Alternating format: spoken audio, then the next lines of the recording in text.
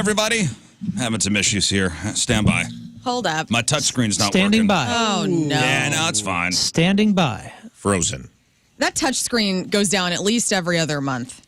I'm going to do a unplug it and plug it back in thing. Blow on reboot. it. It's a moving. Good IT tech. Because that's what IT would tell us to do. Yep.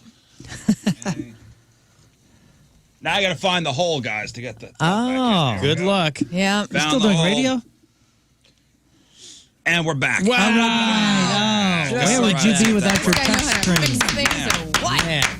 Whole gang's here Monday morning. Going to be hot and swampy today.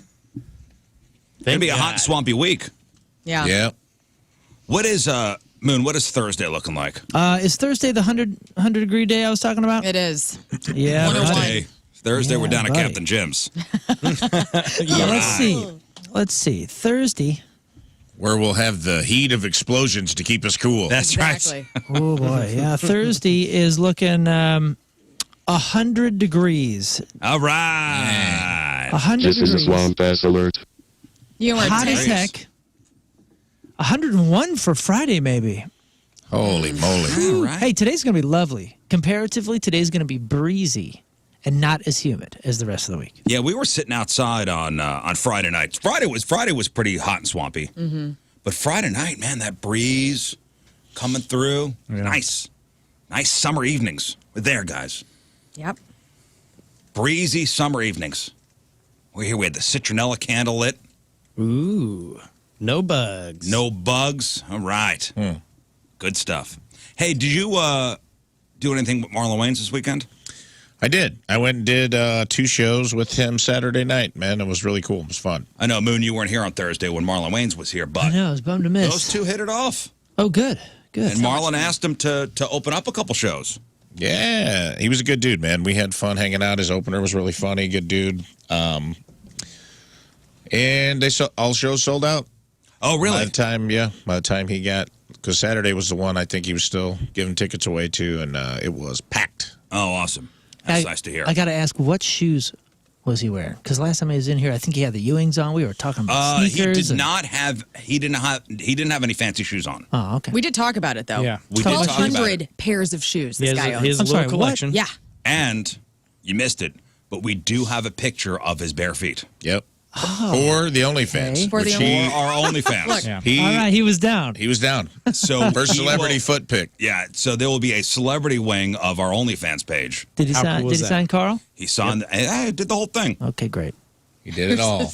He did it all. The cameras. Oh wow, He forgot his certificate. That's We a should send Wayans it foot. It's Wayne's to foot. him now. Talked about his dad's foot at length on the show. We showed him Steven Tyler's Yeah, it mangled was, toes. He loved Hell of that. a conversation, guys. It was. Hell of a conversation. So you open up for Marlon Wayans Yeah. Saturday. both shows? Both shows. I went for the early show, and then he's like, hang out, stay. We talked a lot of Cool. Talking cool shop. stuff. Talking shop. Talking writing Talking scripts shop. and writing movies, and he couldn't have been a nicer guy, man. Because I finally watched that movie Air. Yeah, You it's seen good. it? Yeah, it's good. So Ben Affleck, Matt Damon. It's a story of Nike getting Michael Jordan, basically Air Jordan. It's a story of Air Jordan, and Marlon Wayans has a little piece in that. I thought it was a cool movie. Did you like it? I loved it. Okay, good. I loved it, especially as like a thought you late would. '80s, '90s basketball fan. Yeah, I thought you would. It was cool. I thought they did it right. Entertained me enough, and at the end, I was like, all right, I enjoyed that. Thank you. It wasn't heavy. No, it was like a thank you. It Moving was on. a lighthearted. Yeah, Rafe, I think you'd enjoy it. Scott, you'd I'll enjoy check it out. All right. Learn, I think you'd enjoy it. I do love Velcro, so I want to see this. It was about Velcro shoes? No. Oh. It was cool to see when they were designing it. You know, like the whole design. Oh thing. yeah. Like they made it a little dramatic. Oh, yeah. Well, of The course. basement, and like you got the genius is staying all night, and he's designing this thing, and Yeah, basically here's working one in the shoe. shadows. Yeah. Here's the one shoe. There's It like was. sparks flying off the shoe. It was. It There's was. bubbles Why did you coming weld out. the shoe? Yeah, it was very movie-like without making you realize it was movie-like in the moment, and then when you kind of review it, you go, "Oh, good dramatization. Well done." So I watched the movie over the weekend. They didn't show a child in Bangladesh making it? No, they did not show that. Okay. Oh, they did actually mention they make the shoes in Indonesia. So there's a whole scene with Marlon Wayans in it. And I shouted out, I know him! I know him! Right. Thinking it would impress my wife. It did not. She's like, shut up. Oh, It yeah? did not. I will. You know what else I'll say, dude? Seeing his new hour, I told him this. I was like, hey, man, this might be your Live on the Sunset Strip, which I thought was, that was kind of Richard Pryor's ultimate vulnerability Yes. meets comedy. Because it's hard when you get so famous not to talk about just being famous. Do you know what I mean? Like sometimes comedians get so famous that they just hang around with famous people and all their stuff. It's like I was at a party at Shaq's house. Right. Which isn't super relatable, and he's gone backwards to his childhood, and he talked about it was at times it was Very personal, huh? very personal, sometimes good to dark, but he did a good job of it was really good. Yeah, because he's one of the, from one of the most famous showbiz families, of all time, the Wayans. Travis checking in, I guess, was at the Willie Nelson show yesterday. Yeah. Rafe, for you at the Willie Nelson show? I was not. I waited. Tommy couldn't make anything happen. Didn't hear anything, and then I had a friend who is in the union as a crew member. She was going to try to get me a one-day crew. She's like, I'll put you on the crew for a day. I'll talk to Live Nation. And then found out that Willie's bus was not there, unfortunately. So even though Operation Honeysuckle Rose, which, if you didn't know, Rafe's bucket list, one of his items was to get onto Willie Nelson's tour bus, which is called Honeysuckle Rose. Correct. Honeysuckle Rose was not even there. Was not there this year, and I was bummed because it looked like I had a chance to Ocean's 11 my way, at least close, to where I wouldn't get, because what happens when Willie's bus rolls up is they go full-on presidential level security. Right. And if you ain't wearing a crew badge You're not getting or a close. musician badge, you get bounced. Even friends and family were getting bounced. They're like, if you're not an artist, you don't have an artist badge or a crew badge, you got to go. And then he gets walked to the stage with security, does his show, walks right back on the bus, and they roll to the next Well, one. Travis in his feedback says he played an hour and a half. Yeah? Like an hour and a half last night in the heat. Wow. 90 years old. He's amazing. I was going to go. I texted King Scott. Yeah. Somebody gave me 2 tickets. Last minute, we're pretty close. And I was like, man, you want to go be tired with me at work tomorrow? Oh, Tina wouldn't go with you? She was working. But also, Willie wasn't going on until 10 o'clock. Because it was he was the last one going up. So from 10 to 11:30 is when he. Oh, yeah. Oh you my would have been dragging ass coming in here today. Yeah. No, Yeah, I you'd have been mean- on fire from that Willie Nelson That's right, energy. I just Energy up. once I heard the bus wasn't there, I was so demoralized that I was just like, So Operation Honeysuckle Rose was a failure. well, Is he not using a bus so anymore? far. I think he is, but I think maybe when he has shows too close together, they fly him in. I'm sure the bus is meeting him somewhere. Okay. That's what I was told, was that he'd just done a show that was so far they couldn't have made the overnight. Right. So- Bummer. Yeah. Bummer. I wonder if there'll ever be another opportunity. Heck yeah. I'm looking at the schedule. I mean, There's who knows? He's gonna stop you at the steps and say, "Hang on, man. Weren't you in St. Louis trying to get on my bus? And when you found out the bus wasn't here, you didn't even see the show." And he's gonna turn you away. Nah, he Get this won't guy do out of that. here. I've seen Willie probably more than I've seen any other artist alive. See, I thought you weren't going to take Tina because she's not a fan and you just No, don't. she likes him. Okay. Is there any show you wouldn't take your significant other to? Any show? Yeah, I mean, like any show that I know that I want to dance at, like when Girl Talk came and played like that free show because Budweiser put it on at the pageant, and like you had to get in line, and I knew I was going to be dancing the night away. Tim's not really out there on the dance floor, and so I was like, I'm just meeting up with friends there, like that sort of vibe. Remember when Rage Against the Machine was coming to town? Oh yeah. Yeah, Mallory would not go to that. Yeah, well, I said to my wife, I bought 2 tickets, She's out. and she goes, "When's the show?" And I forget what the date was. And she goes, "I'll make sure that somebody is there to watch the kids." I go, "No, There's no we. No, here. you'll be. Don't here. go. There's Yeah. no. This is not for you. Why? No, why? Like, what are you doing at that show that's different than any other show you go She's to? not a fan. He's Right. raging against the machine. Yeah, are you like headbanging and like getting into it? No, no. No, it's because then I it's- would just worry about her being bored the whole time. Yeah, and I see. it's value for the ticket. I see. Yeah, you know that like this value this ticket is of no value to you. I can make that assessment now. I like and then you're going to be bored, and I'm going to feel bummed like I dragged you. Yeah. And that's going to take And, away and from that my happened at a show. experience. That happened at. I brought her to go see Tool, Oh no. and I'm a Tool no. band enthusiast. See, that's it. Yeah. Second song in, Mallory would go. Is the whole set going to be like this? Yeah, Oh no. it's exactly. weirded out. I don't know any songs. Yeah, they don't play anything, you know. And I just kept looking over at her, and she was bored out of her skull. Yeah. Yeah, dude. Okay, so And I went, "Now you're not coming with And me then that again takes to the a show energy like out this." of your vibe, right? Yeah, right. I Like get it. now we're both down a couple Yeah. notches. It's the playlist. It's the road trip playlist, and I can tell if we're gonna have a great time equally together at this concert, if you haven't told me to turn it off on a road trip. So on a road trip, I try to make sure that we have There's a like little bit. There's something your for testing everyone. yeah, grounds. yeah, like we're doing something real good. But if she's starting to sleep and I got it in the front left speaker, just me, right? So I'm not bothering the kids on their iPads or whatever, or bothering her. That's a good and I idea. put on a Rage Against the Machine playlist, and 4 songs in, she's like, "How long is this going to go?" Right. Well, then I know she's not going to that concert. Right. I know if on my Spotify liked playlist, which I'll hit, the shuffle of that. If a Rage song comes on and she's in the car, it's a skip because I know she's not going to enjoy it. Yeah. Let alone 2 hours of this at a show.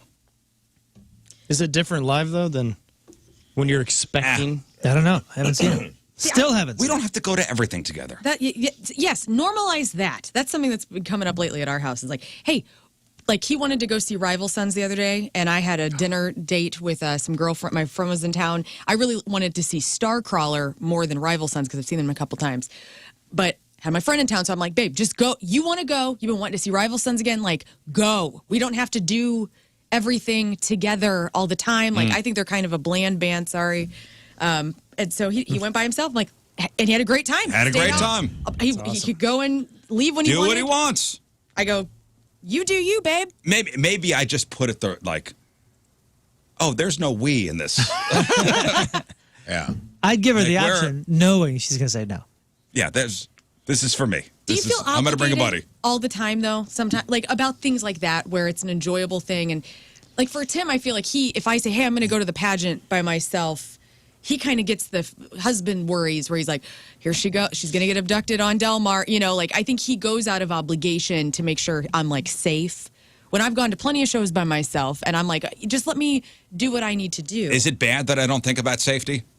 No, I mean that's fine. Not at all. Not at all. Yeah, babe. I don't think you'll be safe at this Rage concert. Yeah. A lot of guys raging.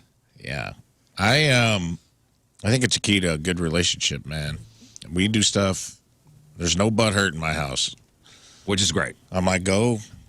We have separate interests, and I'll ask her. I'll be like, do you want to go?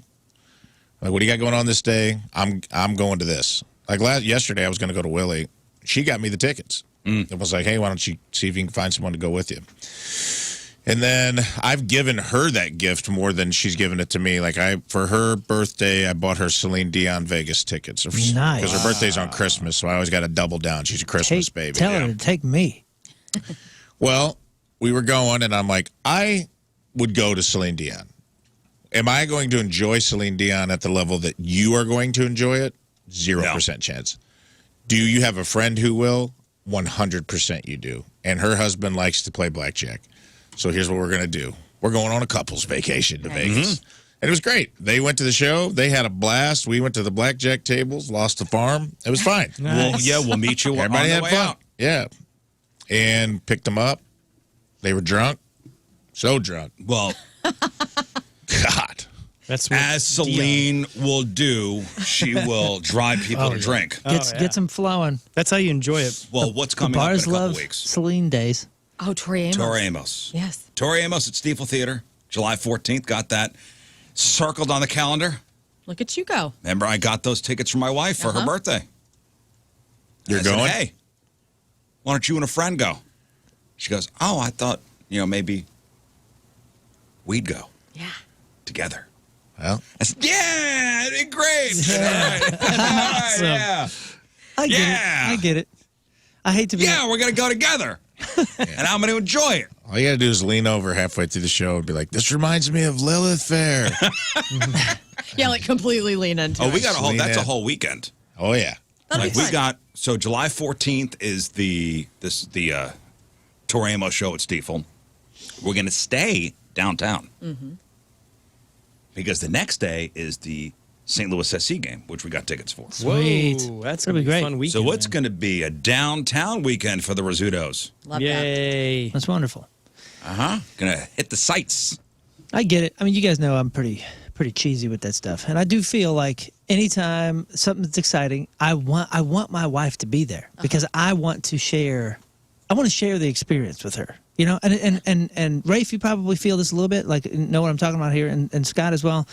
When you travel for a living for so long and like do things, like there's a lot of like bittersweetness to it where you don't get to share. Like, oh my God, I'm in Berlin. Right. Yeah. And it's incredible, but it's bittersweet because you're not sharing it with the people you love necessarily. So, like, I have this cheesy thing where I automatically want to share anything that I'm excited about. I want it, and then I have to come down and go, oh, she's gonna hate But you this. just got to realize She's that gonna hate this. she's not. Listen, you're gonna have Right. different. You're gonna have different tastes. Right, but I bet you that's what your wife is thinking. Like, she was so excited, like, oh my gosh, I'm I gonna want to share share this. this with you. You're the person I want Yeah. to share this with. I just want her to have full enjoyment. And sometimes I think if I'm there, me being Mr. Complainy Pants, and I'm going to do my best to really soak the entire thing in. I'm there for my wife. Nice. I'm there to make sure this is her gift. Yes. You say that. I'm going to make it. You say that. How are you going to do that? You're gonna listen to the records for a couple weeks and like, woo, get into No, it. And be like, just, oh, get ready I for the can't wait mosh to hear pit. this song. I know that she's an incredible musician. I only know a handful of Tori Amos songs. I know my wife is getting ready for the show because anytime she's got an opportunity where she's playing music, I hear Tori Amos coming from her office or coming from the Nice. bedroom. Excited. Nice. So she's excited. Are you excited to hear Crucify or London Girls? I know Cornflake Girl. Oh yeah. What about Flicker? I know that song. Yeah, Darkest Hour. Is I don't know it's that a one. bonus track. Anyway, That's going to be, I know this isn't the reason you're going, but like, if you're a single man and you're looking for cool, hot chicks, you go to the Tori Amos show. All my hot, cool, single girlfriends are going to the Tori Amos show. Divorced. Divorced. Single because divorce. is it going to be 2 hours of man hating? Because No, it's going to be Because They will I'm a shine the man. I'm a spotlight man. onto you. everybody will sync up at the show.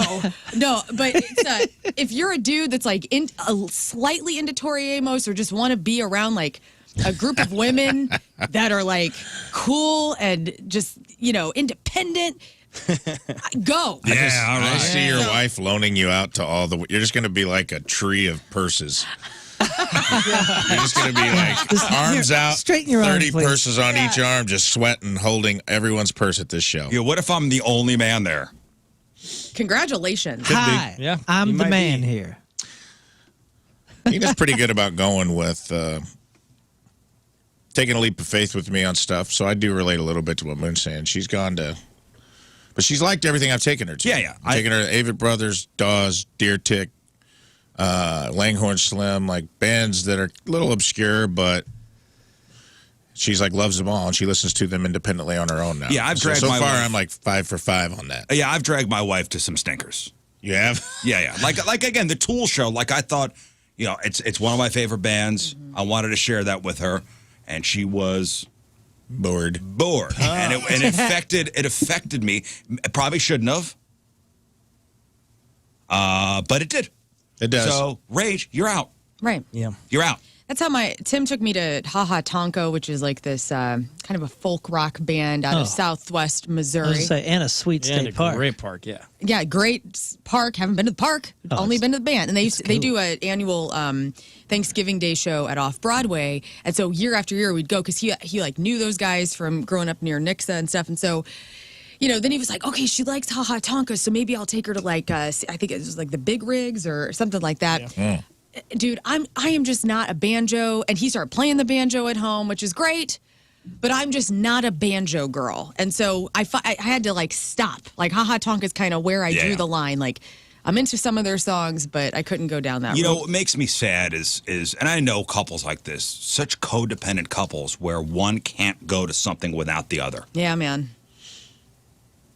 Yeah. And that's a sad, like you need to be individuals. Yeah. Yeah, my wife and I've gotten, I think it's just, you know, you get married, you're fresh, all that stuff, so everything is together. But in the last few months, she's starting to get a little more open about like, you don't think like, do you want me to be there? She's all very supportive, but I could tell like starting to learn like, oh, she doesn't want to go to this concert. Well, and she probably doesn't have to, right? Like you're letting her. No, have the I'm like, option. go do whatever, man. I get that. It's a weird balance, like you know, with partnerships in general. But like, I feel like there's this marital obligation to like. You have to do everything. You don't have to do everything together. It's fine. I'm coming home. Yes. I'm coming home. Like this weekend, Tina and I were messaging. My sister was in town and she was out celebrating Pride with her friends in the Grove. And, you know, I was like, hey, do you want me to, like, they were going to go dancing on Saturday night. And I was like, can I, you know, I'm like 14 years older than my sister and all of her friends. I'm like, can I go too? I want to dance. Do they do the electric slide where you're going? And like Tina and I At were a going Pride Fest, yes. And so Tina's like, hey, if you come down, like, let me know. And I'm like, I will. And my sister essentially was like, she got down to the group. She goes, hey, I don't think you're going to like how big these crowds are. So, and I was like, okay, I get it. You don't want me to come down like, you know, completely. It's like, fine. I'm old and you don't want me there. So I ended up not going. But man, I have just been dying to just go out dancing with my girls on a Saturday. Well, go do it. I want to. I just haven't Get your done girls it. together. Yeah. I'm sure Tim would be fine staying home. Yes. Hold down the fort. I guess over the weekend was Glastonbury. Oh my big God. festival out there in England. You mean Dave Grohl Fest? He couldn't get off the stage. Yeah, that's cool. I guess the Foo Fighters played a surprise show under a different name. The Churn-Ups. So on the lineup was the Churn-Ups, but it was actually And where were they placed in the lineup? during the day. They only had an hour to play. Yeah. I think that's so cool. Like they were in the middle of the mix. They weren't a headliner. I think Elton John headlined. Like it was his last show. Oh, possibly. Something like that. It was some kind of triumphant Elton John farewell thing over Glastonbury. Huh. But yeah, they played like the Foo Fighters played like during the day as the man. Churn-Ups, which is pretty cool. Curious. Oh, it's super cool. I'm curious. It's super cool for the people that were there during the day that were like, I told you we should come at 2:00. You know what I mean? Those guys. I wonder, man, this is probably not interesting to the audience, and I don't know, but I'll say it anyway. Like, I wonder what the business was of that. Like, it's a genius move for Glastonbury, because we're talking about it. Mm-hmm. Yeah, Nobody right here in this room was talking about Glastonbury otherwise. I don't know who the headliners were. It was Elton John, Guns N' Roses, and my point was the Lana Del Rey headlining set on Saturday. Oh, okay. Lana Del Rey. She came out with Dave Grohl on Dave Grohl's shoulders. No, Dave playing Grohl, his guitar. Dave Grohl came out with Guns N' Roses. Yeah, Guns N' Paradise City. And I think the Pretenders. They Yes. came out a few times. Yeah. 500 miles. No, that's the Proclaimers. That's the Damn it! I knew. Brass and Pocket is I messed the that up Pretenders. the other day. This whole year I thought We went down a the big rabbit Proclaimers hole were- of her, too, of like the Chrissy videos. Hynde? Chrissy Yeah. Hynde. Say what Chrissy Hynde, is who? the Pretenders. The lead singer of the Pretenders. Okay, And we'll be here with Guns N' Roses. that's it. Yeah. Right, Yeah, they're this here whole in time I was like Bush. 500 miles and welcome to the jungle. Ha! It's gonna be a heck of a night. No, for that Guns tour, it's Alice in Chains opening some shows, Carrie Underwood. Carrie Underwood, Dirty Honey, and we get the Pretenders here, which is fine. Cool. Anyway, what about Lana Del Rey? Anyway, Lana Del Rey, big headliner for Saturday's night at Glastonbury, and she was supposed to play for I think 45 minutes. Okay. And 45 minutes as a headliner. Yeah. Whoa. Dang, that's quick. Yeah. Okay. And she didn't. Her set was to start at 10:30. Okay, she wound up. Oh, she was supposed to start at 10:30. They have a 12 o'clock hard curfew. Okay. Like if the show goes to 12:01, you're off. done. Power's They will off. literally cut your power there. They will literally cut the power off. Yeah, because there's people there issuing fines Right. that are not worth paying. Not where I mean, if you go over, then you got to pay crew, you got to pay overtime for security. Yeah, everything. We're talking hundreds and hundreds of thousands of dollars if you go 15 minutes over your set. And don't forget, Rafe was just talking about how a show at 10:30 last night, rightfully so. That's late. That's late. And that's not a festival that started at noon. So don't forget, like most people are there all day. So 10:30, you better start. So her set was to be at 10:30. She was supposed to play 10:30 to midnight. Okay, so an hour and a half. She wound up getting on stage 45 minutes late. Oh, Gosh. And the come on, reason? Lauryn Hill? The reason was her hair. She says her hair takes so long to do. Understandable.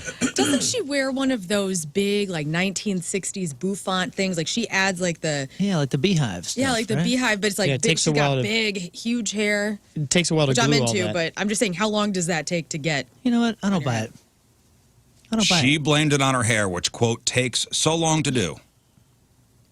I bet she was out sightseeing. I just don't bet you- get artists coming on stage late. I bet you some show busy thing happened where some computer went down or something. They had to cut songs from the set, and they're like, how, you know, do we end early? I don't know. They literally had a security guard come and get her off the stage. Like they had a security guard come and escort her off the stage at midnight. You're done. Sounds like an audible. Sounds like there was an audible, and that was the. Well, I'll tell you what, people are pissed. People are. How long was she on for total? So she was supposed to start at 10:30. She didn't get on till 11:15, and then That's some Lauryn Hill stuff right there. and then 12 o'clock cut. Boom, done. You're out.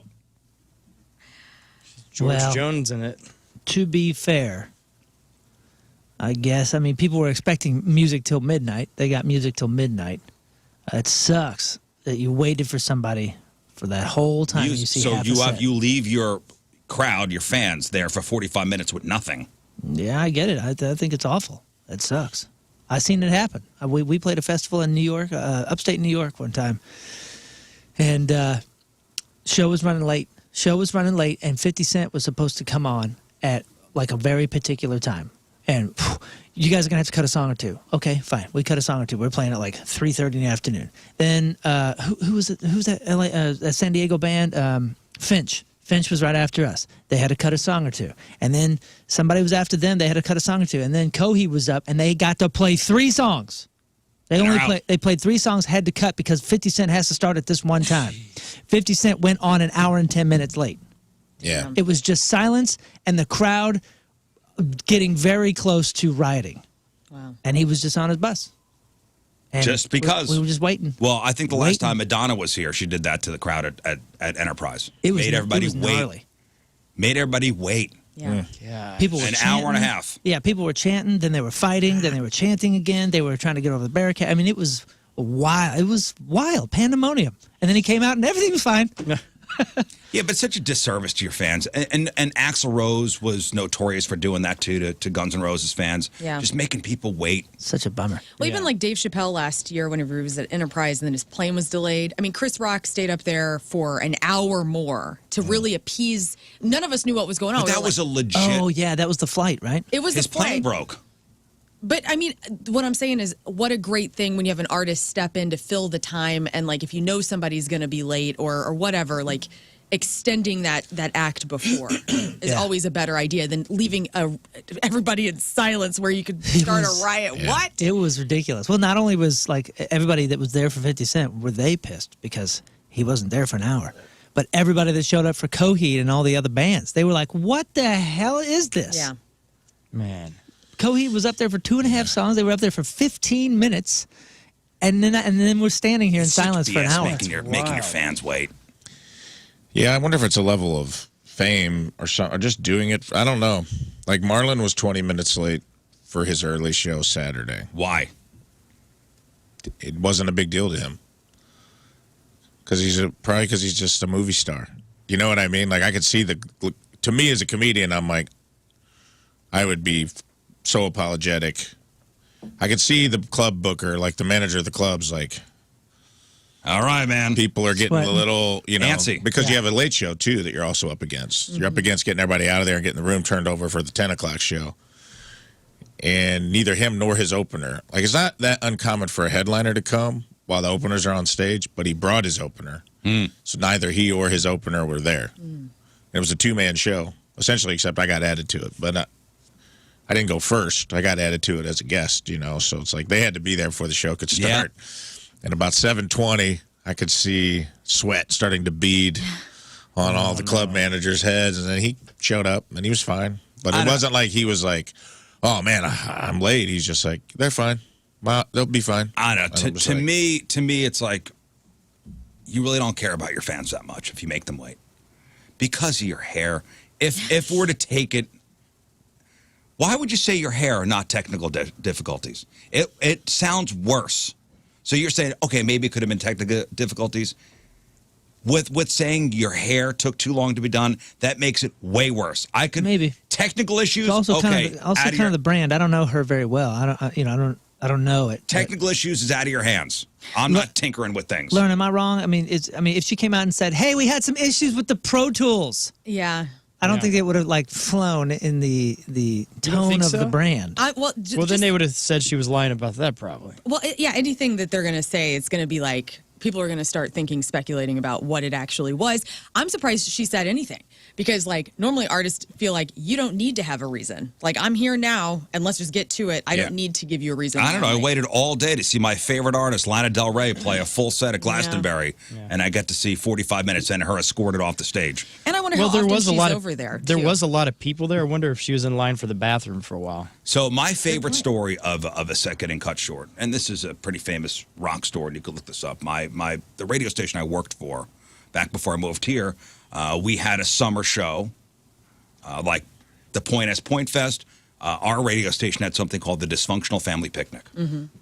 And that year it was Creed, Stone Temple Pilots, Ozzy Osborne, Limp Bizkit, and a bunch of other bands, but those are the main ones. Well, Limp Bizkit was playing right before Ozzy. Okay?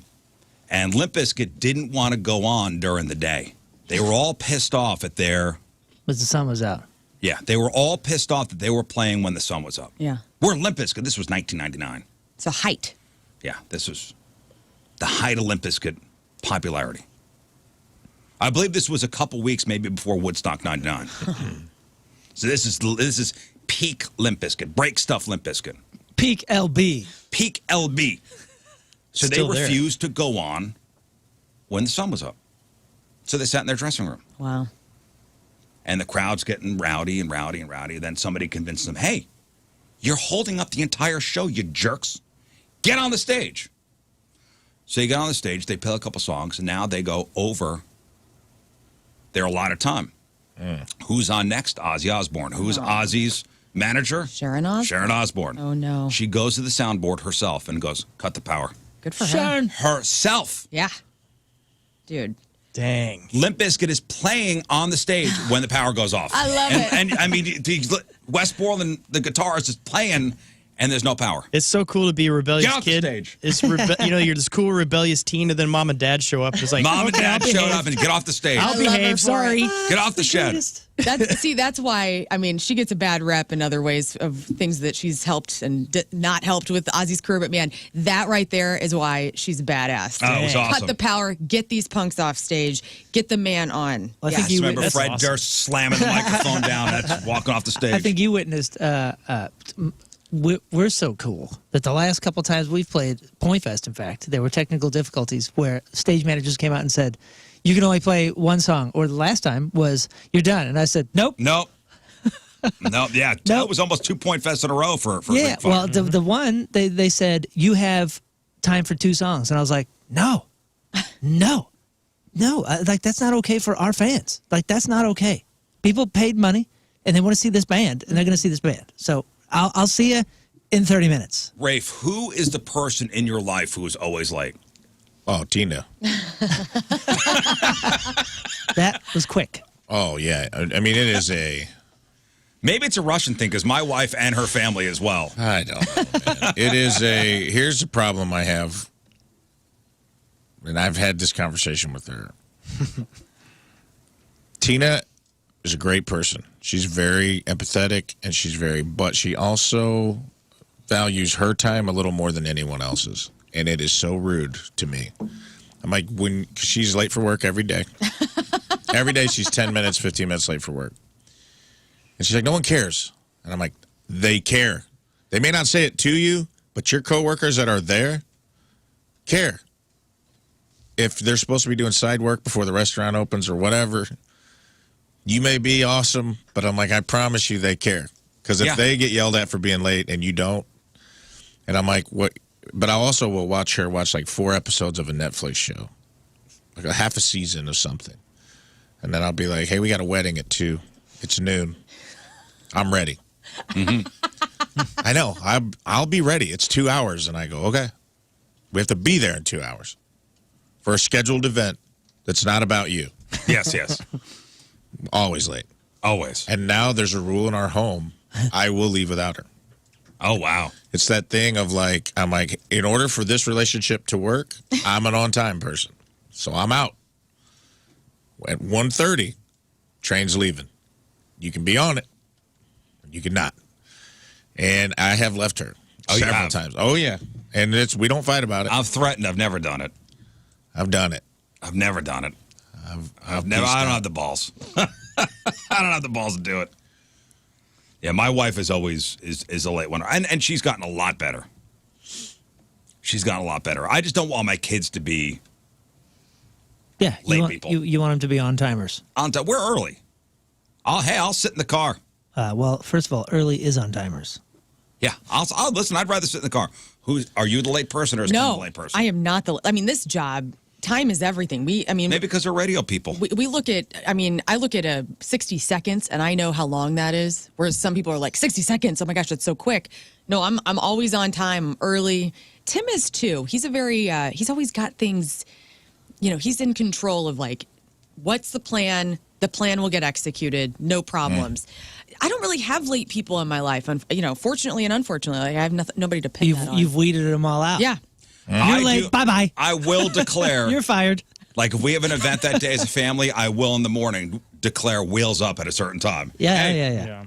Wheels up at 1:30, guys. Yep. Bus call is 9 a.m. And here's the thing, dude. I'm not a stickler.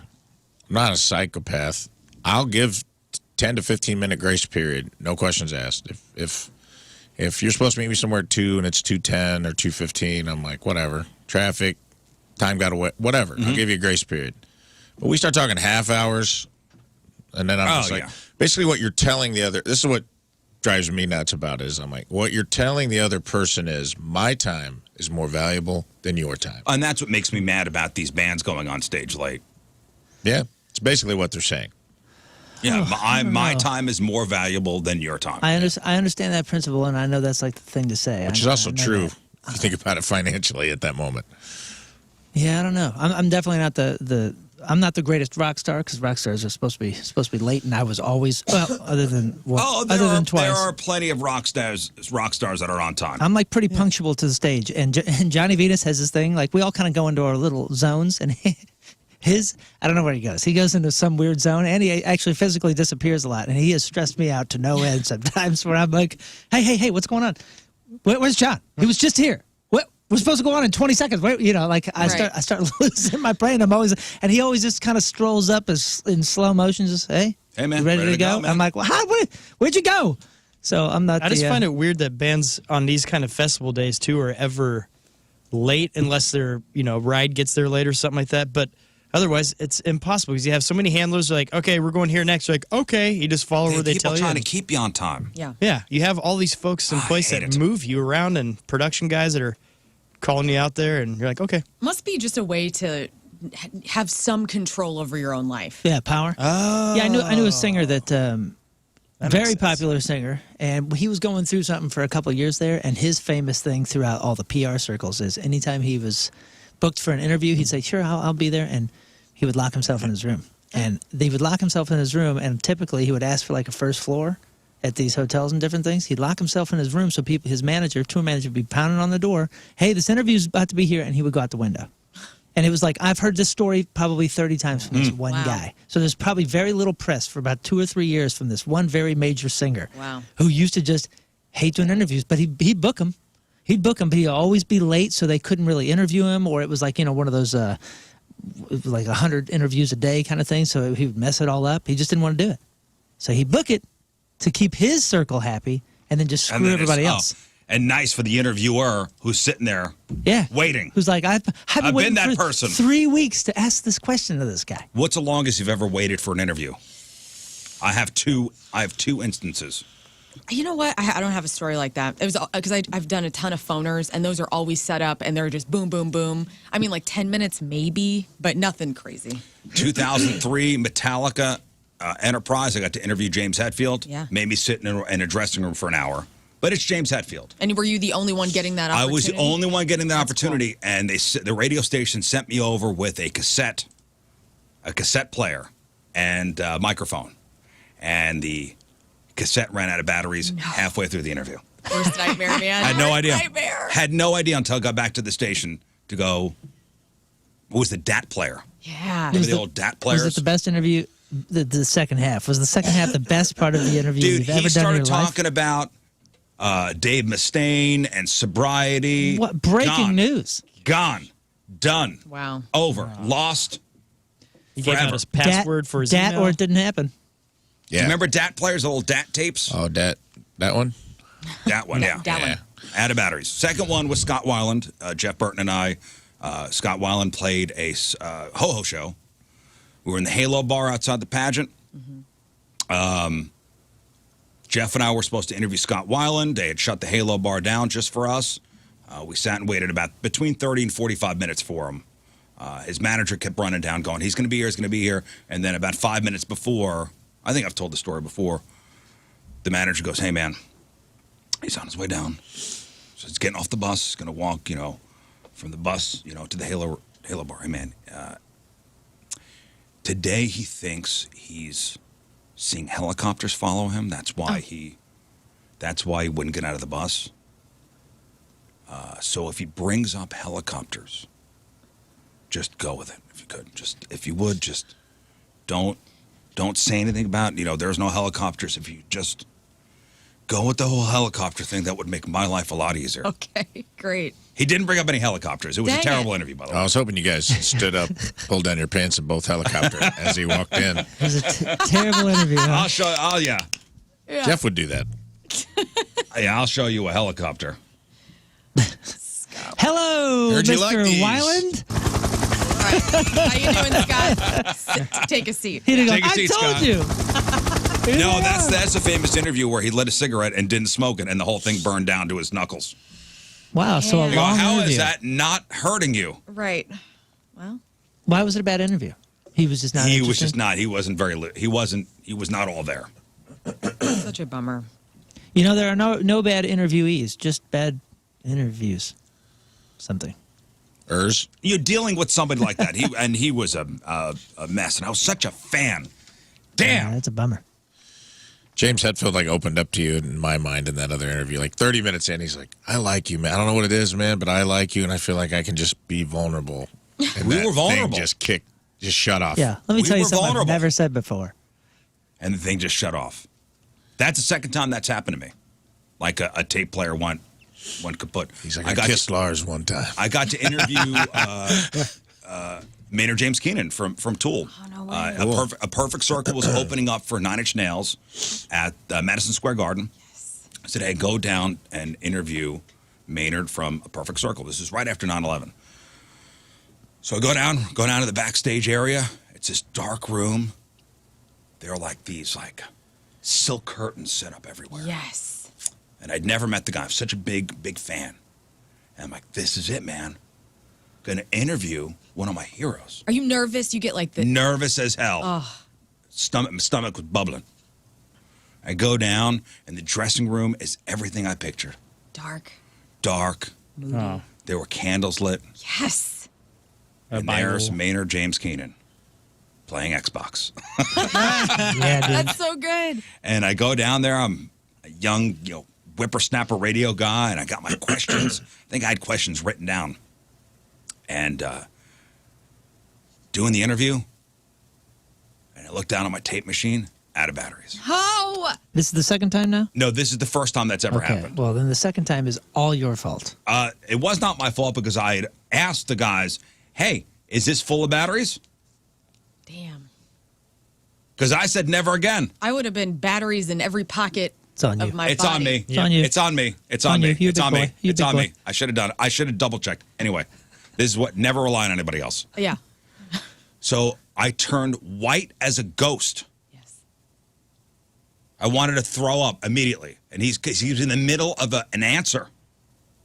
In the middle of an answer. And the tape player goes dead. And I go, oh, excuse me. Hold that answer, sir. Excuse me. Mr. Kanan, we seem to have run out of batteries. And I thought he was going to go nuts on me. Yeah. He goes, go get some more batteries. I'll wait. I'll wait. Really? Wow. See, that makes me That love is him so even cool. more. Got more batteries. He's got a cool level guy. to Down. Cool guy. Probably- cool guy. Good, man. That's awesome. Cool guy. He's got a level to beat. Yeah, Cool that's true. guy. Going into that Let me interview, get back to Crash Bandicoot. like, because Trent Reznor's walking around down, like, if you're want to talk about like the bowels of a show that's a moody show where you don't want to mess anything up, you want to like be at your best. Those two guys, Maynard James Keenan and Trent Reznor, just in that environment, like, and then the batteries run out. That's a freaking nightmare. Oh, it was a nightmare. First of all, he would never play Crash Bandicoot. That's a PlayStation. I don't know. I was just what do you know about thinking of a anything? random game. Maybe he was playing Halo. I don't know. So I jealous. wasn't There you sure. go. There you go. Of that interview, I wasn't sure what he was playing, but it wound up being a negative into a positive and a good story out of it because he was cool as hell. And what a great show that was. I bet. Damn. Murder to Gnomes had like just come out probably. Mayor of Gnomes had come out. 9 Inch Nails was they killed it, and then at the end, Marilyn Manson came out. What? Stop. And they sang "Beautiful People." Damn. Great. It's a great show. Anyway, Rafe's already yawning, so great story. Wow. Great story. Great Tell story. it again. Marilyn Manson. Don't take him to You his don't perfect say. circle Great show. story. It was a great story. Thank you. Thank you very much. I know. I'm going to add a couple things to my bucket list. Oh. We're trying to put together this bucket list and get some of these things ticked off. So Yeah. obviously, Operation Honeysuckle Rose is not going to happen. Well, at least this that's- summer. At least this summer. That's not necessarily true either, but Okay. not yesterday. Well, I want to put Drive a Zamboni on my bucket list. It's a good one. Okay, because we could get that done probably and need to get that done within the next couple weeks. There's a lot of driving ones that I'm are saying, emerging, I just added one. and I love it. Would you add? I want to drive a monster truck, Okay. Awesome one. And you know what? I've met the people that own Bigfoot. like the real Bigfoot, Yeah. the current The Bigfoot. family. It's a family. Oh, okay. I want to slide across the hood of the General Lee, go in through the window, and peel out. I don't even care how far I drive it. I just want to peel out in it. Would just a Dodge Charger work? Or does that have to be the General Lee? I would prefer it would be the General Lee, and I know there's a few in the area because I've seen them. Now, I could probably live without sliding across the hood because I could see where an owner would get concerned of a man my size going across Well, the you hood of got- his General Lee. You got rivets on your jeans because I know you'd be wearing I'm jeans. saying maybe. I'm open to, What if we do a slip and slide? Yeah. You go right across the front of the car. All right, what if I put a build a Confederate, scaffolding over the car. what if I put a Confederate flag on a slip and slide? Does that kind of count? Well, I was trying not. Let's not have a. No, I'm not going to talk. Okay.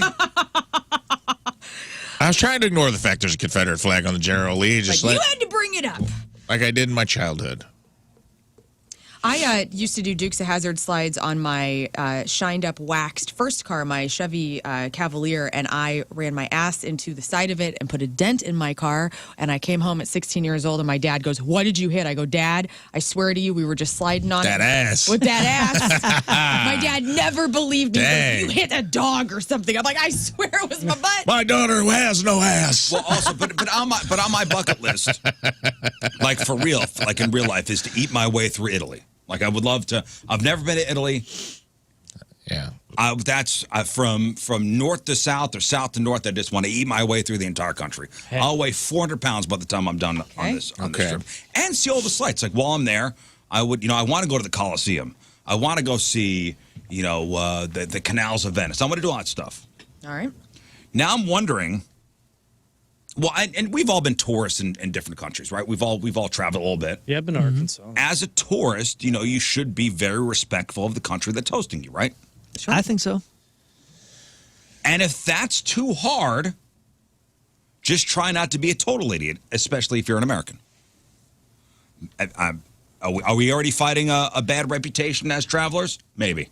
Never. So there's footage of a guy who looks like he's in his 20s. I don't know if you saw this video making the rounds this weekend, carving his girlfriend's name into a wall of the Coliseum in Rome. Are you kidding me? Jeez, man.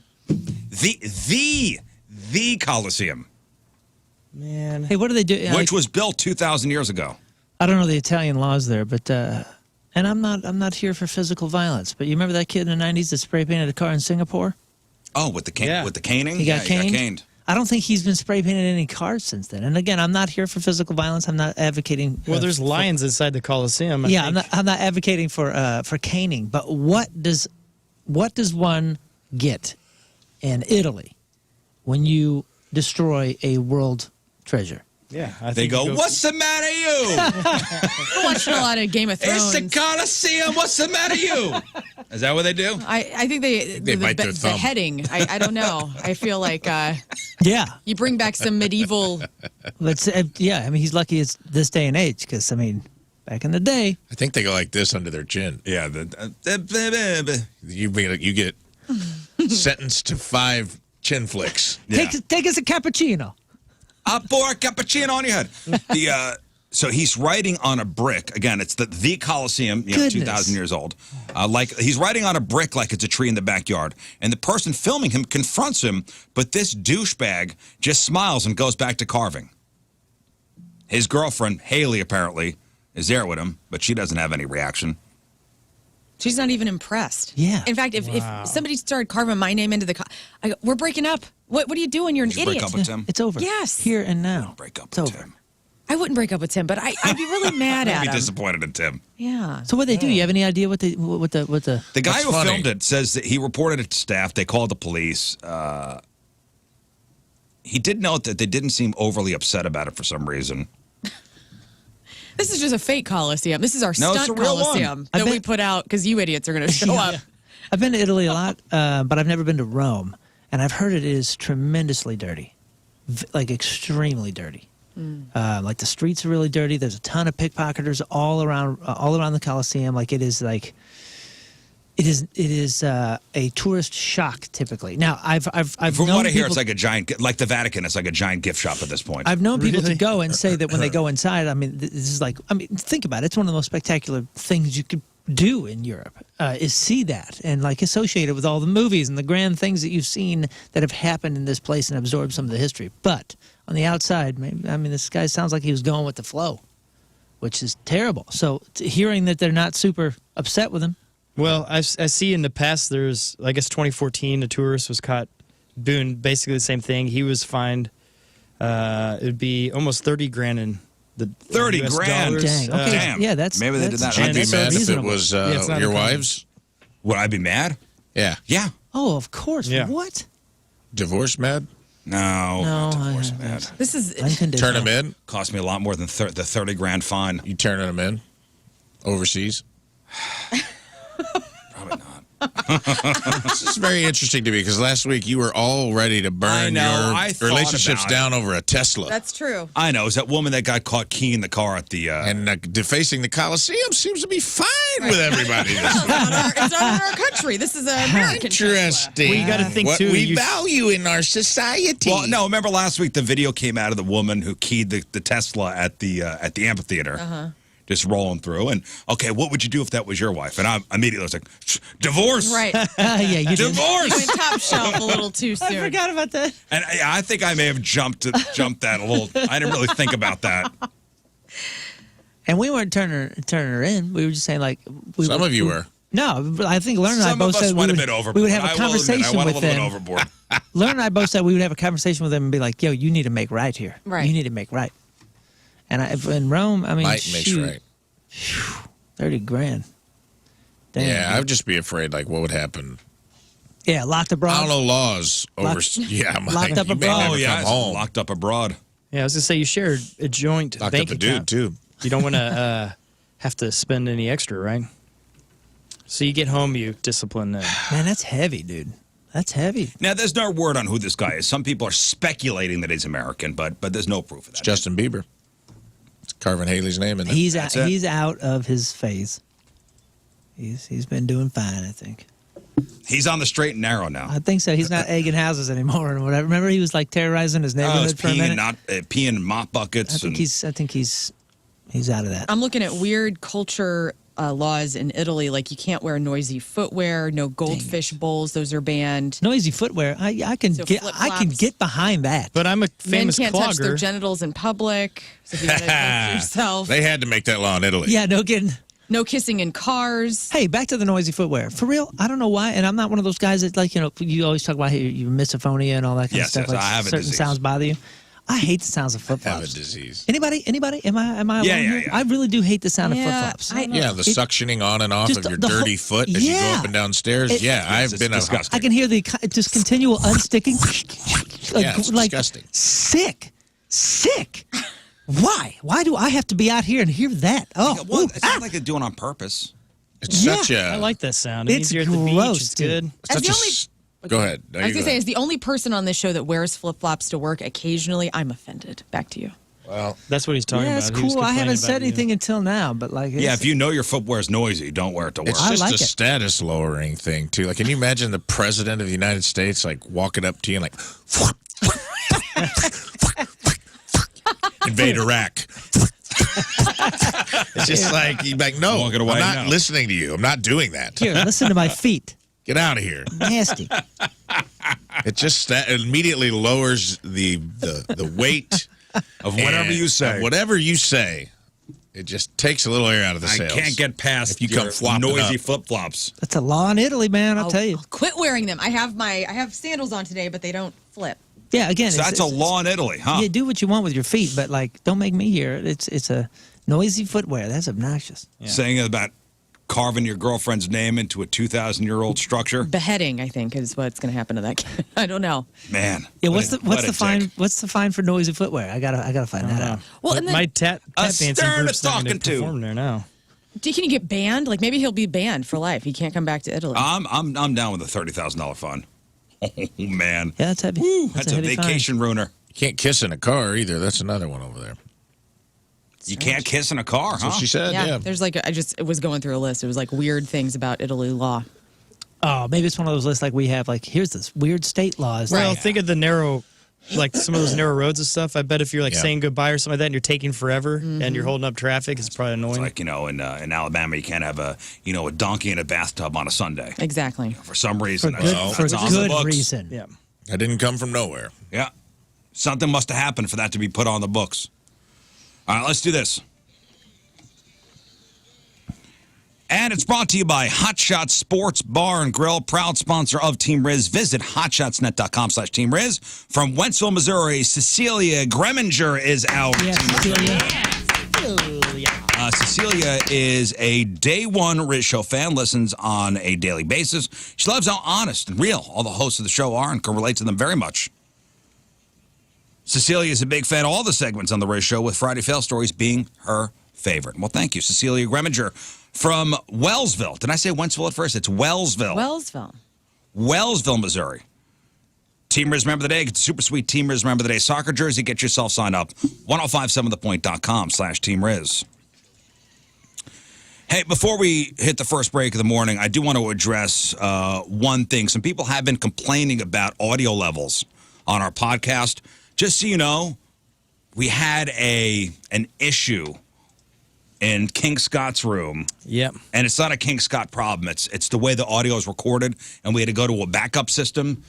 So is everything working fine today? I'm in hopes it does. Yeah, Okay, this well. board's been a little ornery the last week, and so yeah, I had to use a backup board, and then even a third thing to get audio. Yeah, we had Just then be use the honest with back- these people. This was your hair. It was your This hair. I was your doing- hair getting my hair issue. done. Wasn't making him cut it. I just, It's like and now we had to go like last week for a couple of days on a backup of a backup. yeah. Thanks for. So But I we're- thought it'd be fun to switch it up and make the volume sound weird. But I thought it was mixed better than what I guess Yeah, it King was, Scott's so. doing his best to level everything out. Hey, apologize. legitimate thank you to Scott because he Yeah. has gone above and beyond. He always does. These last couple of days, and like it's been 10x the work for him, but he's delivering, so it'll get fixed. You're the best, man. Thank you. All right, you're great. You're great.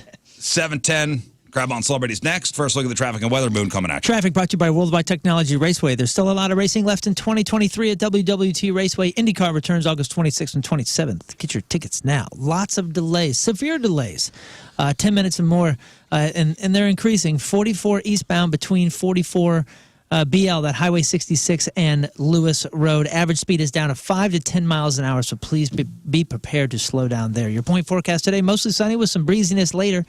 High of 88, low of 70. Right now it is 71 at the Point Studio. Your point forecast is brought to you by CarX Tire and Auto. All right, Lern, what do you got for us? Korn and Adidas finally team up. Sorry, ladies, John Hamm is now married, and Maury Povich is getting into healthcare. All that and more. All right, we got that. We got your crappy birthdays. We got the porno birthday. All that and more next in your Crab on Celebrity. Stay there. All right, welcome back to the program. Phone number 314-624-3833 or 618-398-3833. The Mick Ultra Studio Cams, 1057thepoint.com/Rizz. The socials at RIZZ Show. Your emails, RizzShow1057thepoint.com. You can hit us up on the instant feedback as well through the 1057 The Point mobile app. So we got your Sex Time Fun Facts coming up. Sex Toy of the Week. We'll play 3 and 5 later on. Give away some fabulous prizes, including Godsmack Stain tickets. We got tickets to go see Snoop Dogg. We got tickets to go see Manchester Orchestra with Jimmy Eat World. And we got tickets to go see Seven Dust with Static X. So I want to thank everyone who came down to the blood drive in Festus on Saturday over there at the Hoods. Ton of people. Good. It was hot and swampy. It was. And we were outside standing under one of those tents, which retains heat, by the way. Yes, all that hot air.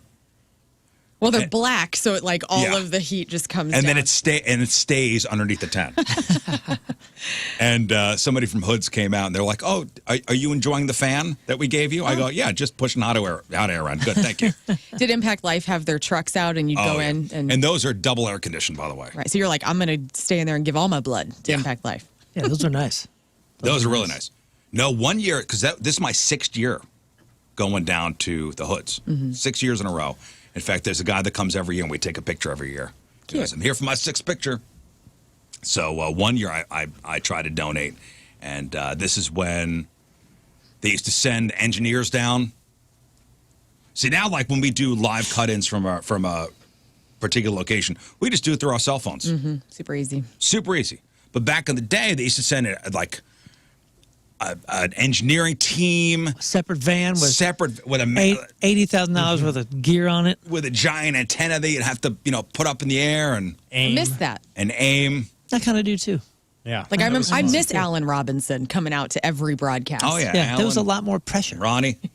I like it. Yeah. I like and we it. used to go, they used to hand us the microphone and go, "All right, you're live in 15 seconds." Well, I was donating blood once, and I got so lightheaded. Yeah, and if you remember, there was like a trick to it because when you would talk, you wouldn't hear it for a few seconds. So there was a strange delay, so you're kind of playing into a delay. It was like just a trick. Yeah. So it was a skill. So I can imagine if you're lightheaded, that's tough to pull off. I'm all about donating blood, just not when I'm hosting a blood drive. Yeah, I did this as well. We had the KC blood drive, and I'm like, "Oh, first year broadcasting at like 2011. This is gonna be awesome." Start giving blood. Was not hydrated enough. Yeah. Got I passed out. I got through it, gave them my blood, went into the bathroom, passed out in the bathroom. And the people had to come and get me because I was just completely out of it. I was out of it. So never broadcast and give blood. Learn that lesson. But people are digging, Lern and Rafe. Love you guys. Oh, good. Number 1 down there in Festus. But, and you know what they like? And you know what they told me, Moon? They said, we like getting to know them. Oh, good. Like, we like every time we talk about stuff, it's like another, layer peeling back on the onion. Nice. That is your personalities. Well, yeah, Onions. you guys are so well known. 9 years. I mean, they know everything about you guys. Right, and they're pretty just much. getting to learn about you guys. So I figured this week, I'm going to ask you guys just some random questions just to get to know your personalities. Okay. Like, for example, all right, Rafe, what were you like in high school? Describe yourself in high school. Like, what clique did you belong to? I was a floater. You were a floater. I was a floater in high school. I was the captain of the sports teams, and I was president of student council, president of my class. but I want to put this out there. There were 26 kids in my class. Are you a president of your class? Yeah, I just did it as like, it was just fun, and it was like a thing I was interested in, and I was not the best candidate. I'm not going to lie to you. There was a much more qualified candidate. We have not had a single class reunion. I think I was just fun and funny. Oh, you're in charge of that, too. Hang on a second. Yeah, the class president's supposed to be part of it, and I'll be honest, people reach out to me on Facebook and be like, we ever going to have a class reunion? I'm like, you guys knew what this was when you elected me. Talk to the vice president. Amber Humphreys deserved to win. She was qualified, organized, and I just made a couple funny posters. And because you graduated the same year as I did, 96. Yeah. We buzzed past our 25, like our 25th anniversary. I feel like social media has eliminated, for a school that small, I feel like we should almost be doing consolidated, like four classes should get together and have, which maybe we will. Maybe I will light a fire and try to get something organized. I got a comment, though. In a class of 26, you can't be a floater. This is an above-ground pool that's this big. All y'all are floating. In the school. Where do you float? In general. There were 100, and my school was very small. I think there's like 150 kids. So, I mean, I'm just saying, like, I didn't click out. Like, I would hang out with the dudes in shop class that were, like, smoking, taking bong rips. Right. In the boiler room, and I would hang out with, I had like some comic book nerd friends that I would nerd out with, and I had... you friend to all. I was a friend to all. Like, I didn't really like only the football team hang. I mean, I fell into a little bit of that during football season, probably. How'd you have a team? You playing offense, how many defense? folks were on your team? I played players. I played offense, defense. I kicked off. I returned kicks, and I was our punter. Wow. Nice. And we were the worst team in the state of Illinois. And I played in 5 homecoming games per year, mine and all 4 away games, because we were the quintessential. Oh, let's kick we were their the ass quintessential for homecoming. opponent for like, let's kick their ass. Homecoming's going to be an 80-6 blowout, and that was Alvarado. I'm sure you knew that. I've heard of that. Well, when you used to watch Saturday morning wrestling, they always had the nobodies face off against Hulk Hogan. Yeah. You know, Hulk Hogan would win. Right. What were they called? Jobbers? Jobbers. Yeah. You were the jobber. Jobber football. The jobber football team. We brought in just We for a actually win. were the Alvarado Jobbers. That was our. Yeah. It all makes sense now. That's the Washington. What is it? Washington. The Generals. The Generals. Yeah. Fighting Falcons. There was one other team Generals that would play the Globetrotters. There was one other team that like sucked every year. Was it like the Centralia It Orphans? was the Cairo Pilots. Oh. And they just had like Cairo was like a river town that had kind of died out. Same thing where we were at. It was like coal mines had kind of died out, and it was like every year that was our Super Bowl, dude. Who was going to go 0-8 and who was going to go 1-7? That was Yeah, it's the only game you actually had a chance. Yeah, we had a couple. We played above. We punched above our weight a couple times and almost pulled some. 2-6. But we usually snap. Yeah, 2-6 was like that was a team that's going to get all their jerseys retired at our high school. I think there was like 1 year in the 80s we were good. We went like 7-1 and like went to the playoffs. It was just like an anomaly because all these farm kids just happened to be born at the same time and just beat the crap out of everybody. But for the most part, we were a 1A school playing 3A teams. In our defense, we were playing schools way bigger than us. But anyway, that was a long answer to say I was a floater. All right, Lern. I was very similar to Rafe. Instead of What were you like in high school? I was a journalism, yearbook editor. So like always a journalism nerd, but like I hung out with everybody. Like I would go to all the parties. Didn't have any, in my opinion, any enemies in the class. Like just always loved everybody. But I also was like under the radar too. I was friends with like all the hot babes, so I was never like a hot babe or anything, but I was like in their periphery, so kind of in that group. But then also like the stoners and the goth kids and like the punks and stuff. And then I don't know. I moved to St. Louis whenever I was so 8th grade. I moved to St. Louis, and then started going to Columbia because we were building a house there. And so I didn't know anybody. And I was like kind of a nerd at first and bullied and all that. But then slowly just opened up my arms to everybody and became friends with everybody. So, yeah. Prom queen. Have we talked about that that's right. before? You were prom queen. Oh yeah. So we got a class. We got president. we got a couple people like I was a floater or whatever, and they're like, Prom but I queen. ran everything. Yeah, I ran everything. Was prom queen. That's the way to be. I man. mean, on paper, it seems like I would have been a cliquey person, but I wasn't. Yeah. That's the point I'm making. You were prom queen. Yeah, you were voted something. Rafe? You were voted Dude, something. You know, same- we were voted. No one knew us. Nothing. No one knew our names. Like, I was homecoming court. I was like, we didn't have a king, but I escorted the queen, which was as close as you were getting. But that's because like everybody whoever voted for me, and it could have been rigged. Who knows?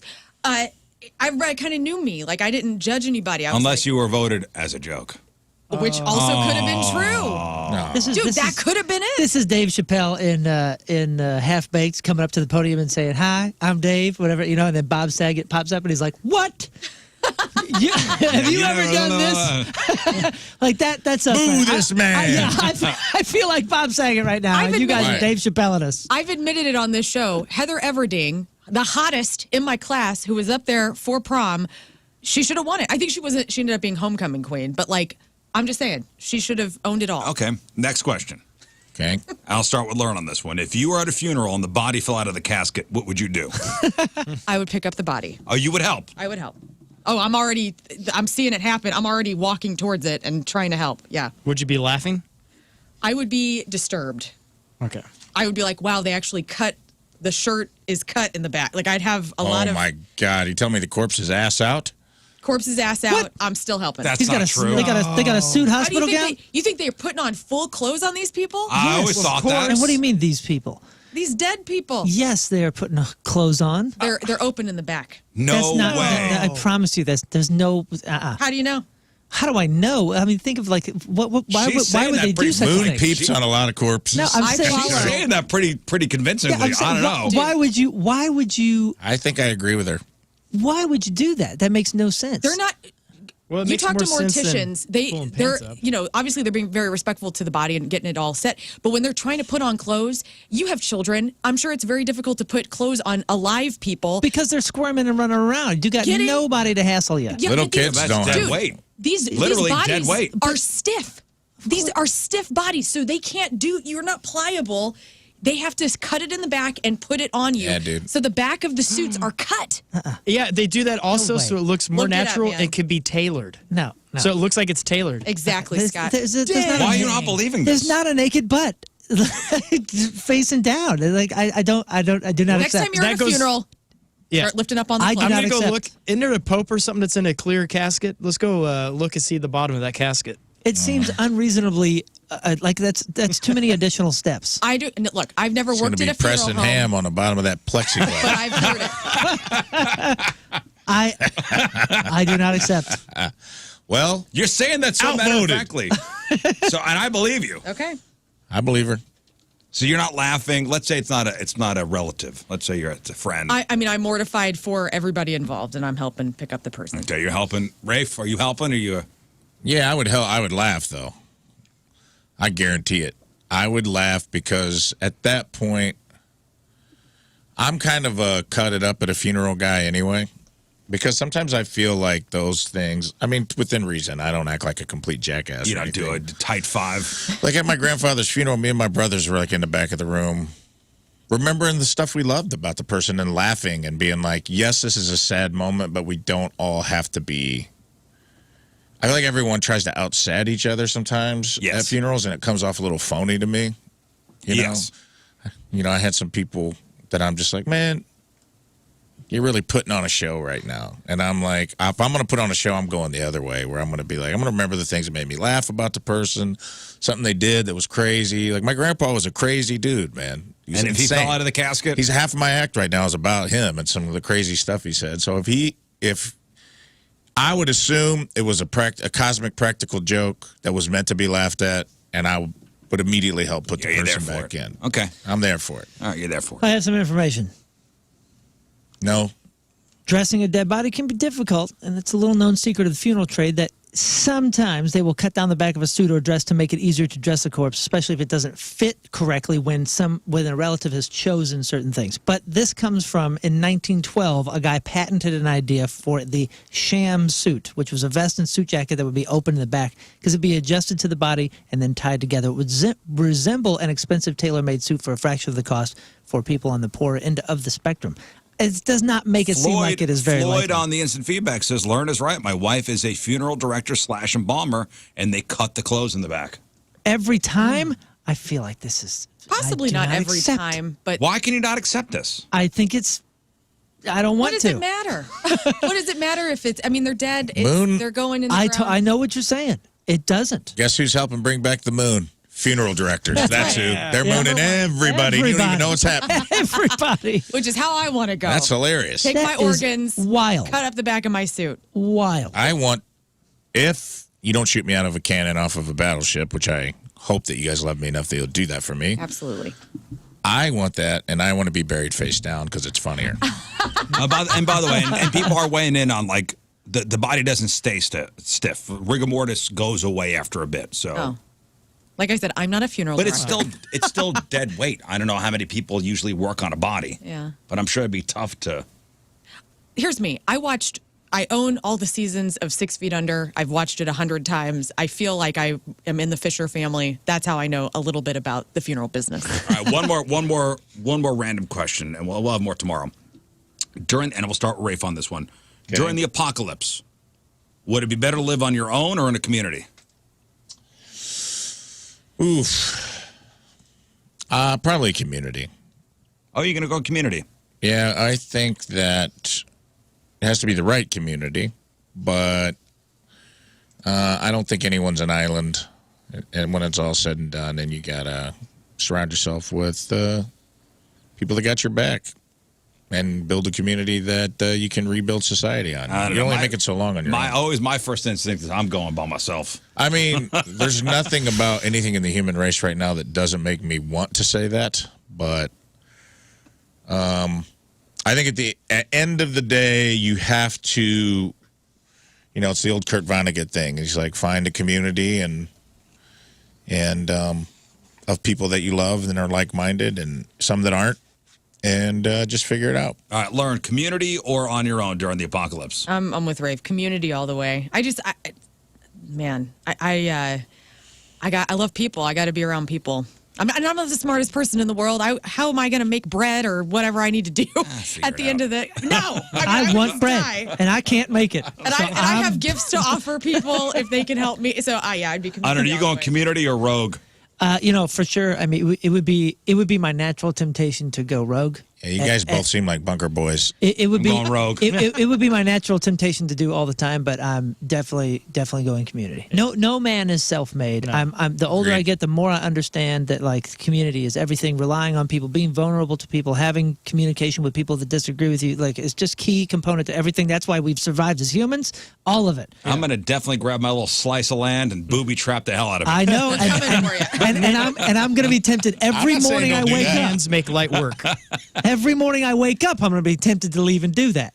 But I will resist for the betterment of, my well-being and children. Scott, are you and going everything. community too? There are things Yeah, I'm you going to don't. do community because there's so much. Think of all the chores you're going to have to do all by yourself, and it's just going to. Yeah, but if I'm by myself, I don't have to do many chores. I just do stuff for Well, myself. you have to grow food. You have to make this. You have to make new clothes. You have to do that. You have to figure out Yeah. how to process this. Party thing of and this one. and that. You One- would survive by yourself. You have that. Party of No, one. he wouldn't. Oh, I One- think he would. Oh, Thank He'd you, have a Lauren. beard like down. He'd look Give like me a Moses break. by the end of the One- year. But Thank you, Lauren. one factor of disorder, and it's over. It's over. Someone made a good point. It depends on what caused the apocalypse. Good all point. right, Waterworld. If it's like What's he going to eat? What's he gonna eat? What's he going to eat? Tell know- me what his day consists of for food. Well, Foraging. yeah, he'll forage. You don't know what you're looking He'll for. kill anything. you're going to be drinking your own piss within a week. He said one word, and it's all over. Forage. He doesn't know how to There's forage. no way you know how to get clean water. As soon as the water's gonna off, set you're going to be traps. like, I watch that you're show gonna be alone. blown up in your own booby trap. Tablets. He's going to go, Yeah. well, this looks like a reasonable berry, and he's dead 4 minutes later. Yeah. Well, And nobody we'll will see. know. We'll see. Have fun in your community. We will. Now we got to go find fun you hanging out. and half dress your Go ass. get Rizz. Then we got to He's get in you a a cave. split suit.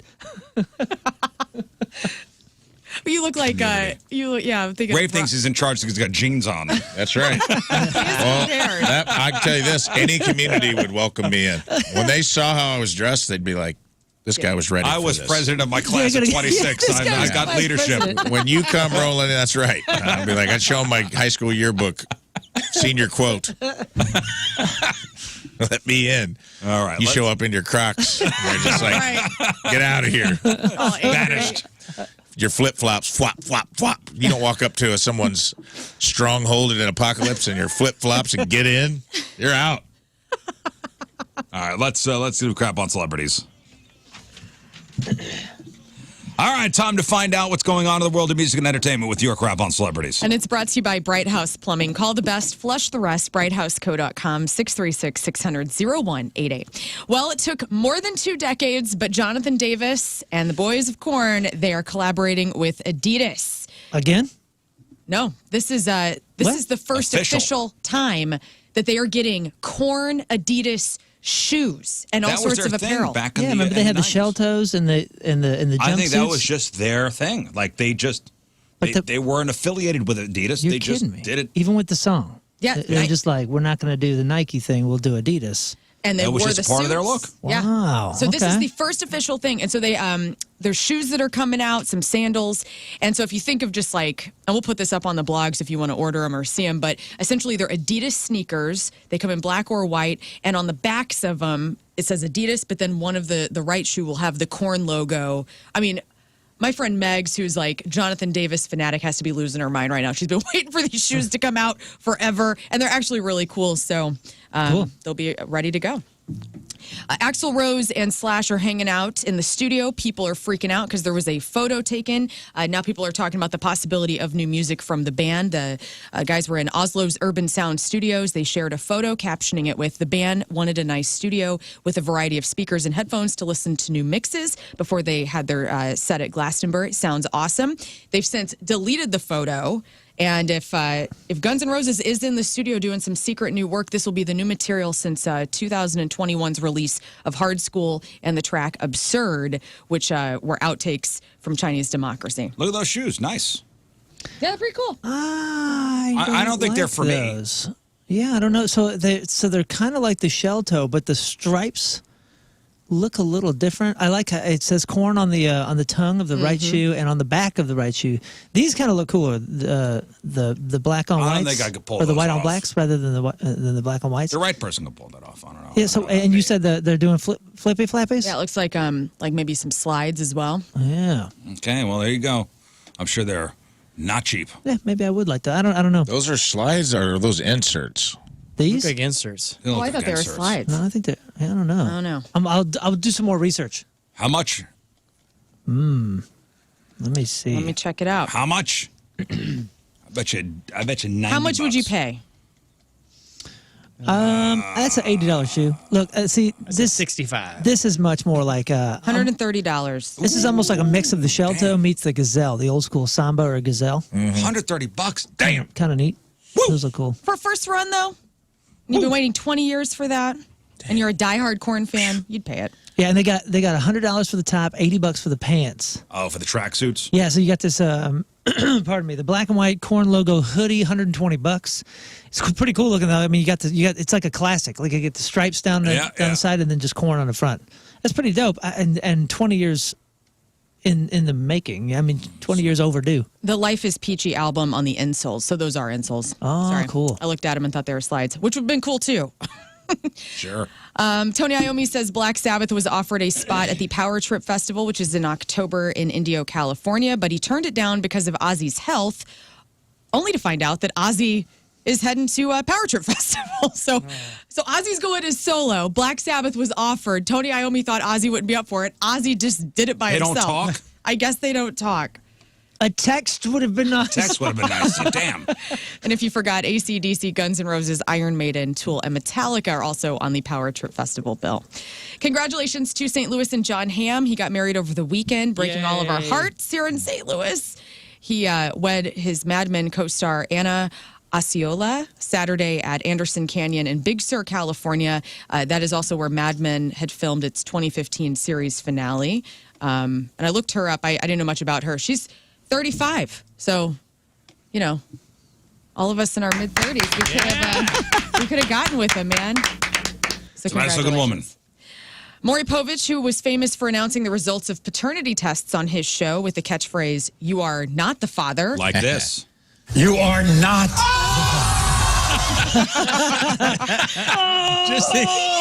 Yes. I told you. He's now selling DNA paternity tests that can be done at home. Of course he is. Oh, my God. So it's an at-home paternity test dubbed "The Results Are In." And the 84-year-old TV personality told TMZ that partnering up with DNA Diagnostic Center made perfect sense considering his connection to the company for more than 20 years. That is brilliant. Yeah. So what? So what do you do? So Rizz, you just like poke yourself, poke your son. Well, I think it's just probably swabs. It's a swab. It takes Oh. 2 to 3 days to get the results. 99.99% accuracy rate. All confidential.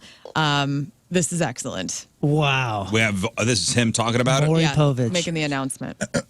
I'm in only because I know this. You know, I've been around paternity testing for more than 20 years, so I know exactly what's going on and how we can help those people who are looking for fathers, fathers who are looking for children, fathers who don't think they're the fathers, fathers who think they're the fathers, and we can unite families after a long period of time. What does he mean by those people? Those people, right. Well, we all know the. We all know. Maury. I gotta hear that "You're not the father" again. Yeah, do it. just the yelling at the end. You are not.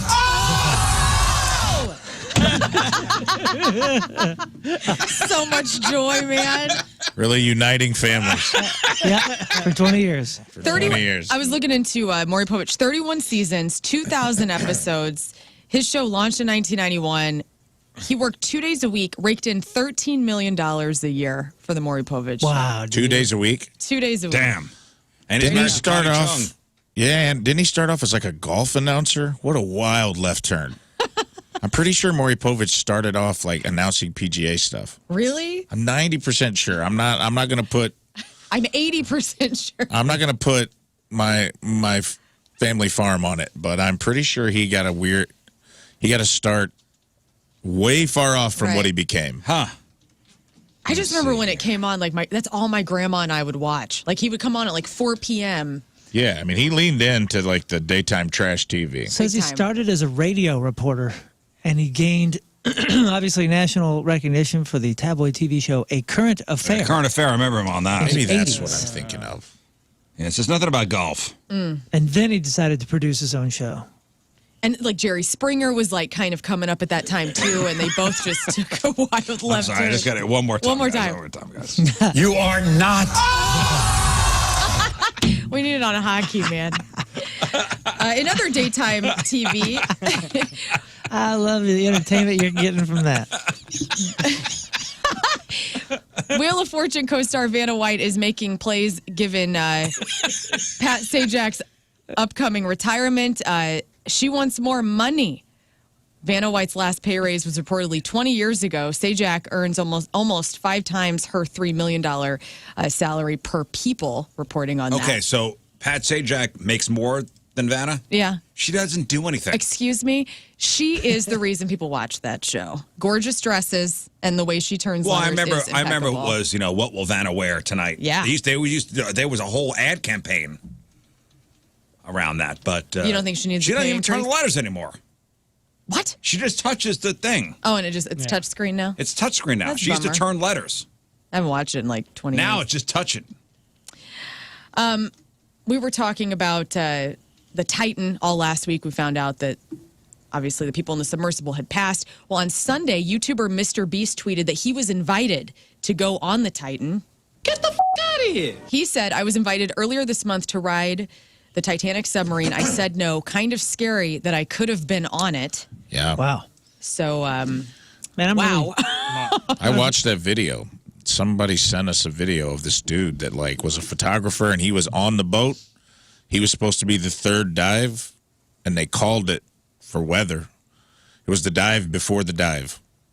So before the dive that imploded, he was going to be on the dive previous to that.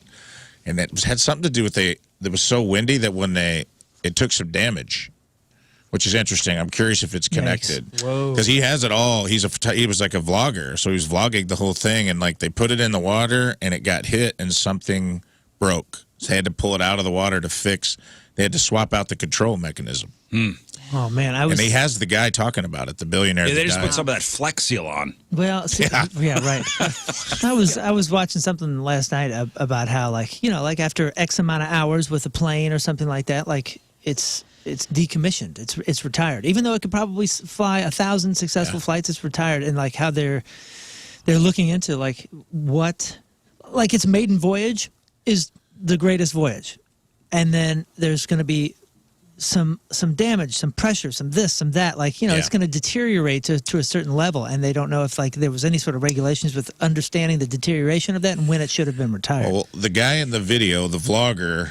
This was interesting to me. The billionaire was like, hey, I know you missed your dive, but we're going to do a test dive to see if the repairs worked. We're going to go down to 3,000 feet. Do you want to go with me? And he got in and was going to go down, and then they had problems on the platform, and they didn't take it off the platform. Wow. Like if they'd have just done that 3,000-foot dive, that still would have been enough to make it implode. Well, and you heard, like, they didn't even feel it. Like, the implosion happened so quick, within a millisecond. Yeah. And the body takes 25 milliseconds to feel pain. They didn't even know. They didn't even know. Oh, that's. I watched a thing, too, of they were taking, like, train cars, tanker cars. I saw that and doing video. a reverse vacuum.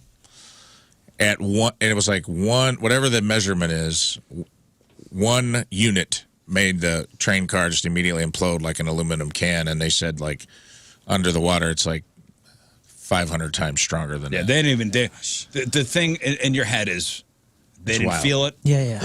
They didn't even know. Thankfully. That's some peace. Have you guys been as let down as I have though, with like everybody's lack of compassion or empathy? And Oh, I yeah. understand, We talked about that the other day. Okay, and I understand, like in the social media world, like it almost seems like a movie in a lot of people's head. I'm not saying people think it's a movie. I'm saying like, since we're scrolling and it's this news thing, you're seeing it as a movie, so you're not really even allowed the same time or whatever to like connect to it or have empathy for it. But man, are people just like, just zero empathy, zero compassion. Sure. Like, hello, like these are people, man.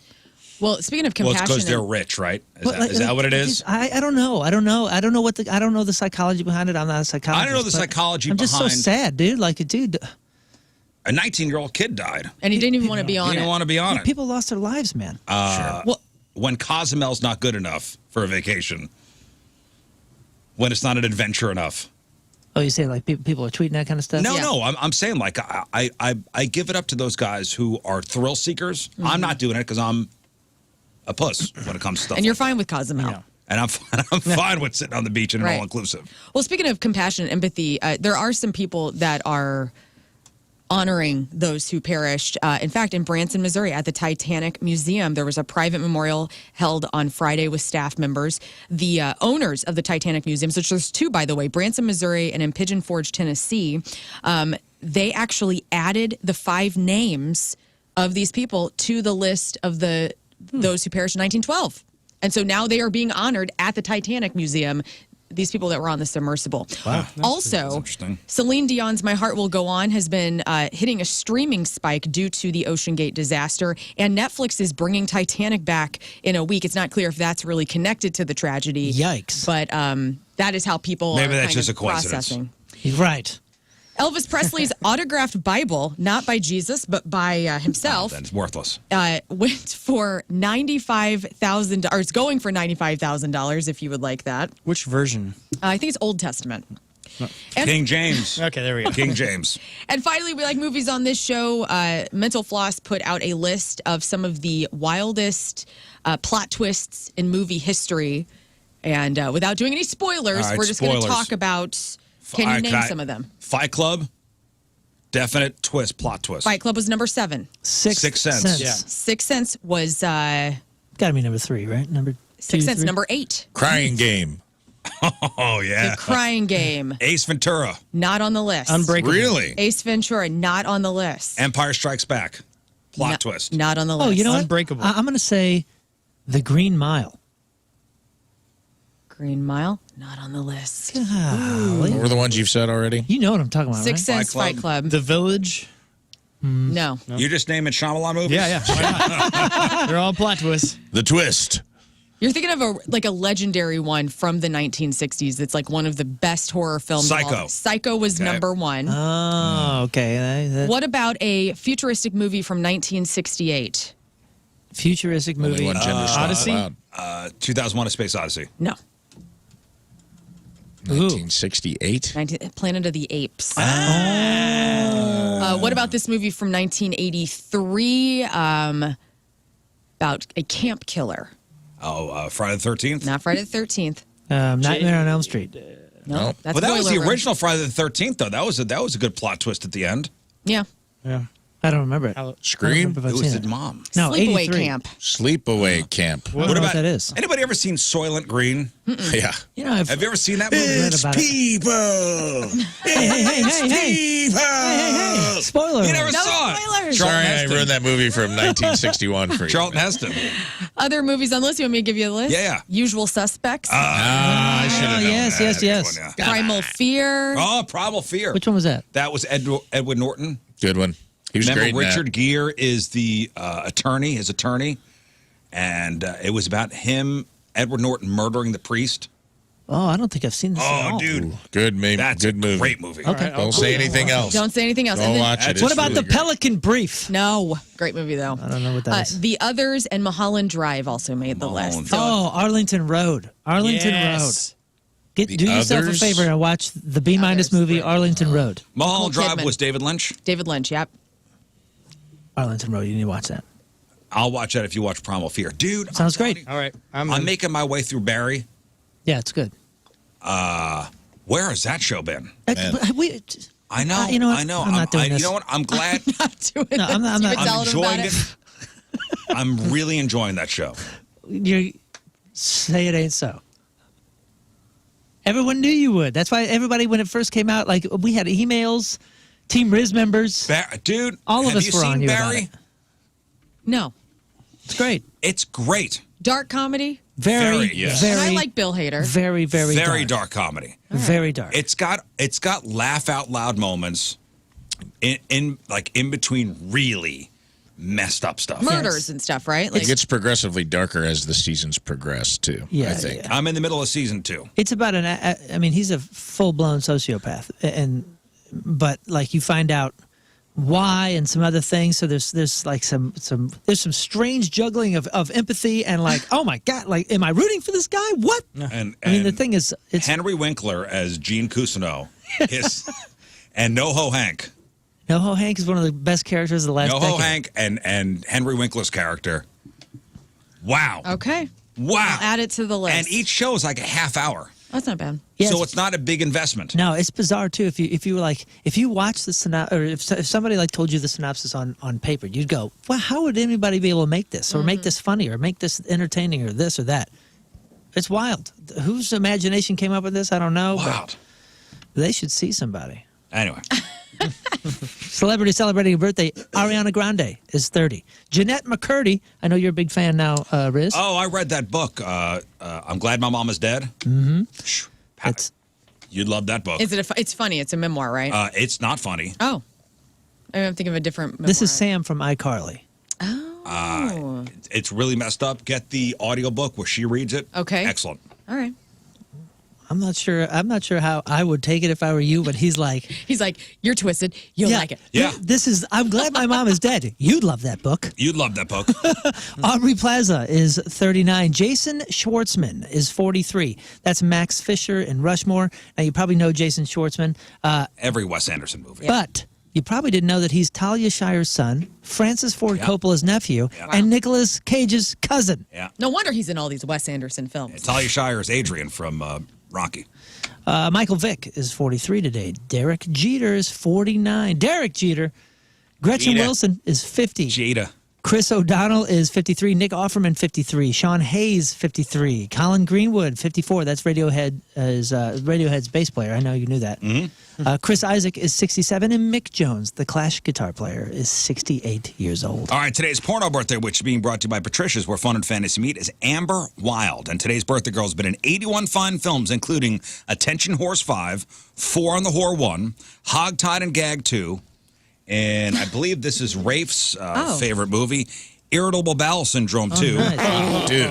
Hey, just so I know the tone, is it attention whores or attention whores? Irritable Bowel Syndrome 2 also is one of the few times I'd say the sequel was better than the original. Yeah. Do I need to see the first one? Do I need to catch They're up? both a blast. Can I jump right into, what'd you say, Scott? I said they're both a blast. Okay. Liquid Gold 12, The Pantyhose Factory 7, Random Acts of Pornography 2, and Who Can Forget a Role in 2005's Tales from the Dark Side. Amber Wild is 41 years old. That's your porno birthday. Those are your crappy birthdays, and that was your crap on celebrities. All right, let's take a break. We'll come back, and we will play 3 in 5, as we do every Monday.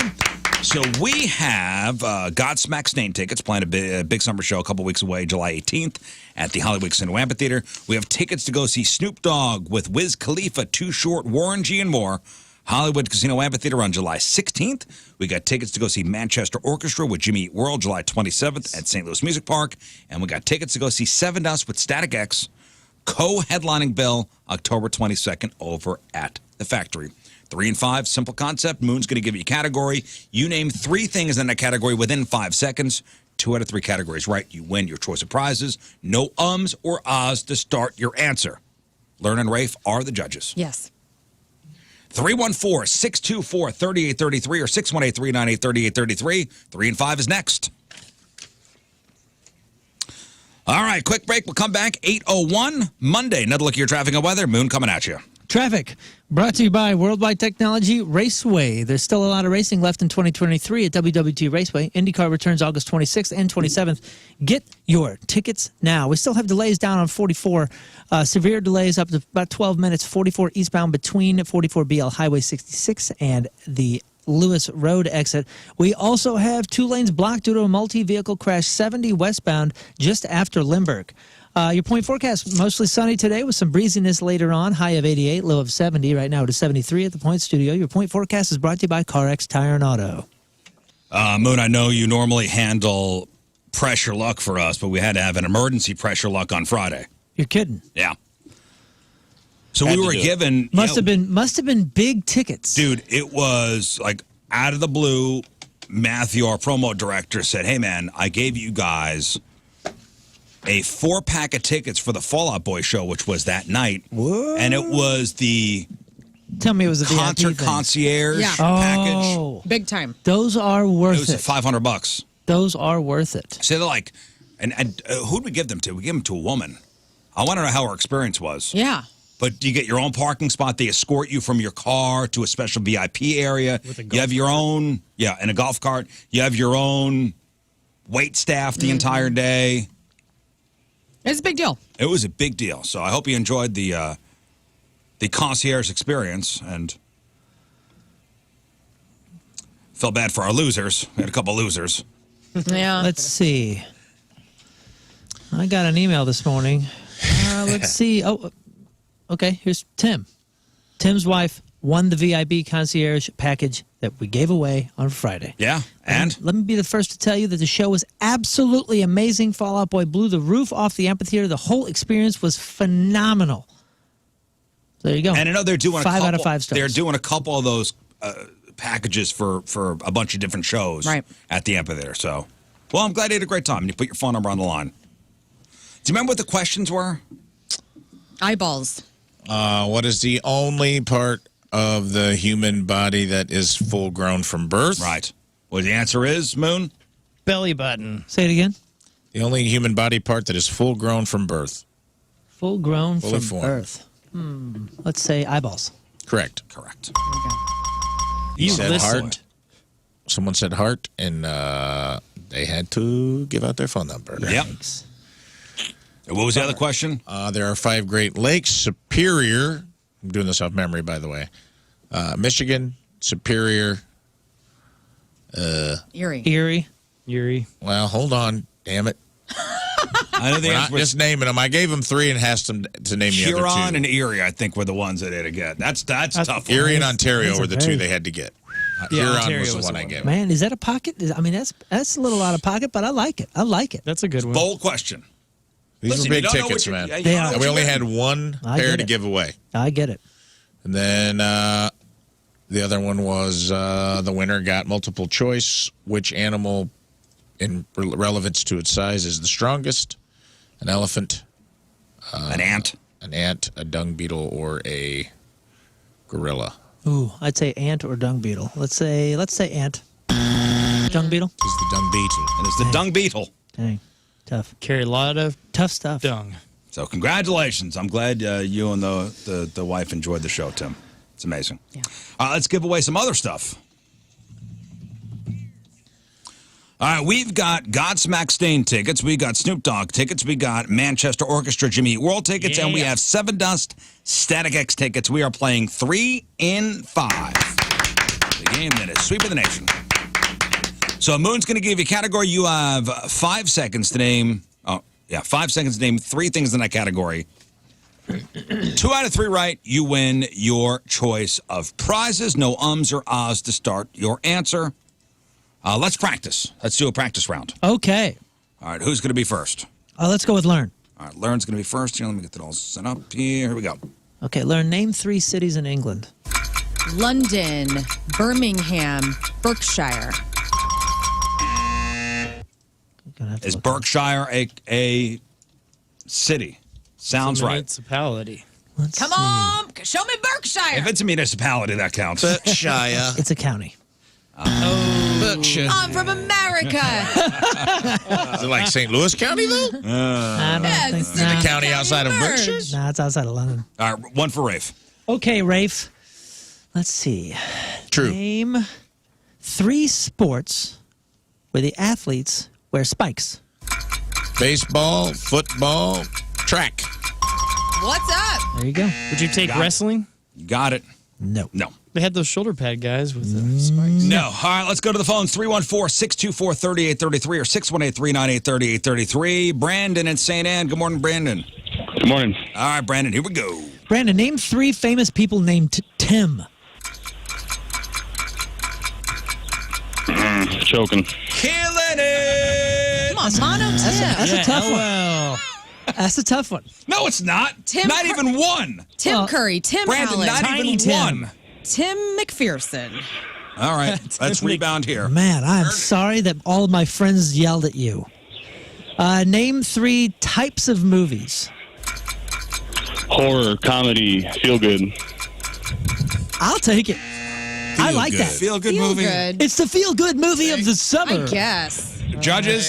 I mean, Come on, like guys. when you go to HBO Max, it doesn't say feel No, good it as a doesn't. genre. What was the name of the question? Suspense, thriller. But Netflix does say Three feel types good. of movies. See? See, I See, said that's a types. type. I didn't It's say not a genre. genre. I wouldn't give it to you, Brandon, but okay, the judges said okay. All right. Whatever. Final one. Name 3 well-known board games. Monopoly, Scrabble, Trouble. Trouble. Yes. Trouble. Fine. Fine. You limped to the finish line there, Brandon. He didn't want you. Riz doesn't want you to get tickets today. No. Not even one Tim. He didn't get one Tim. I'm a little upset too. You know, I don't know why I couldn't think of anybody but Tim Robbins. 0 Tims. I was kind of stuck there too. But I'm not playing. Hello, Matt. Hey, All What's right, up? Matt. Let's play 3 and 5. Here we Name go. 3 cities that start with the letter D as in dog. Dublin, Dogtown, Nope. Wait, Nope. No, not a Detroit. Dallas. Dallas, nothing, huh? Dogtown. Dogtown. Wouldn't have counted. What? It's a I mean, it big does D. count. I don't Berkshire. mean The Dallas. city of Dogtown? Berkshire. The city of Dogtown. What's? Isn't it technically Dogtown? Am I? No. Oh, really? We just call it Dogtown? We just call it that. What technically is it? St. Louis. Whatever, man. In Dreamland, there's a Dogtown Okay, with a next. zip code. Okay. Name 3 official flavors of Gatorade. white, red, and blue. What are we doing I on have this no show idea. right now? White, red, blue. Riptide Rush. Who calls it that? The Gatorade does. Yeah, the He said company. official flavors. Cherry. I mean, I think Lemon lime. I think orange is one. Yeah, lemon lime is one. No, he doesn't get it. Sorry, Matt. You're out. I just want to make sure that wasn't too difficult of a question. Hang on.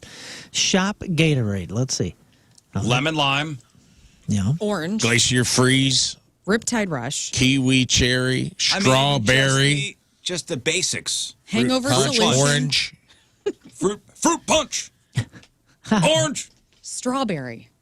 Is there a strawberry Gatorade? I'm sure there is. There or is. maybe was at one point. There is. I drank it. Let's see. They have like a whole ranking, like all There's these. 4,000. Black cherry. Blue. He did say blue. Blue is one. Lemon lime. Red is not a Strawberry. Ice punch. Arctic Blitz. Orange. Fruit punch. Raspberry lemonade. Icy charge. Tropical mango. Blue cherry. Strawberry white. watermelon. Pineapple Did he mango. not say Tidal white? punch. Fierce grape. Kiwi. Strawberry. Okay, Glacier he's out. cherry. Let's go to Green Chad. apple. Hello, Chad. Good morning, Rizz. How we doing, everybody? So Hey. far, so good. Let's get a winner here. Name 3 Broadway Good. shows. Rent. Nope. That's all I know. Nope. That's a good not one. even Cats. Huh. Not even Hamilton. Phantom of the Opera. Phantom of the Opera. All right, Chad. Not a theater guy. Here we go. It's okay. Name 3 cities in Illinois. Decatur, Chicago, Champaign. All right. Nice. Decatur, Chicago, Champagne. Boom. Nice. All Got good it. answers. Great answers. Very good answers. Okay. Here we go. Final one. Name 3 animals with wings. Butterflies, birds, hawks.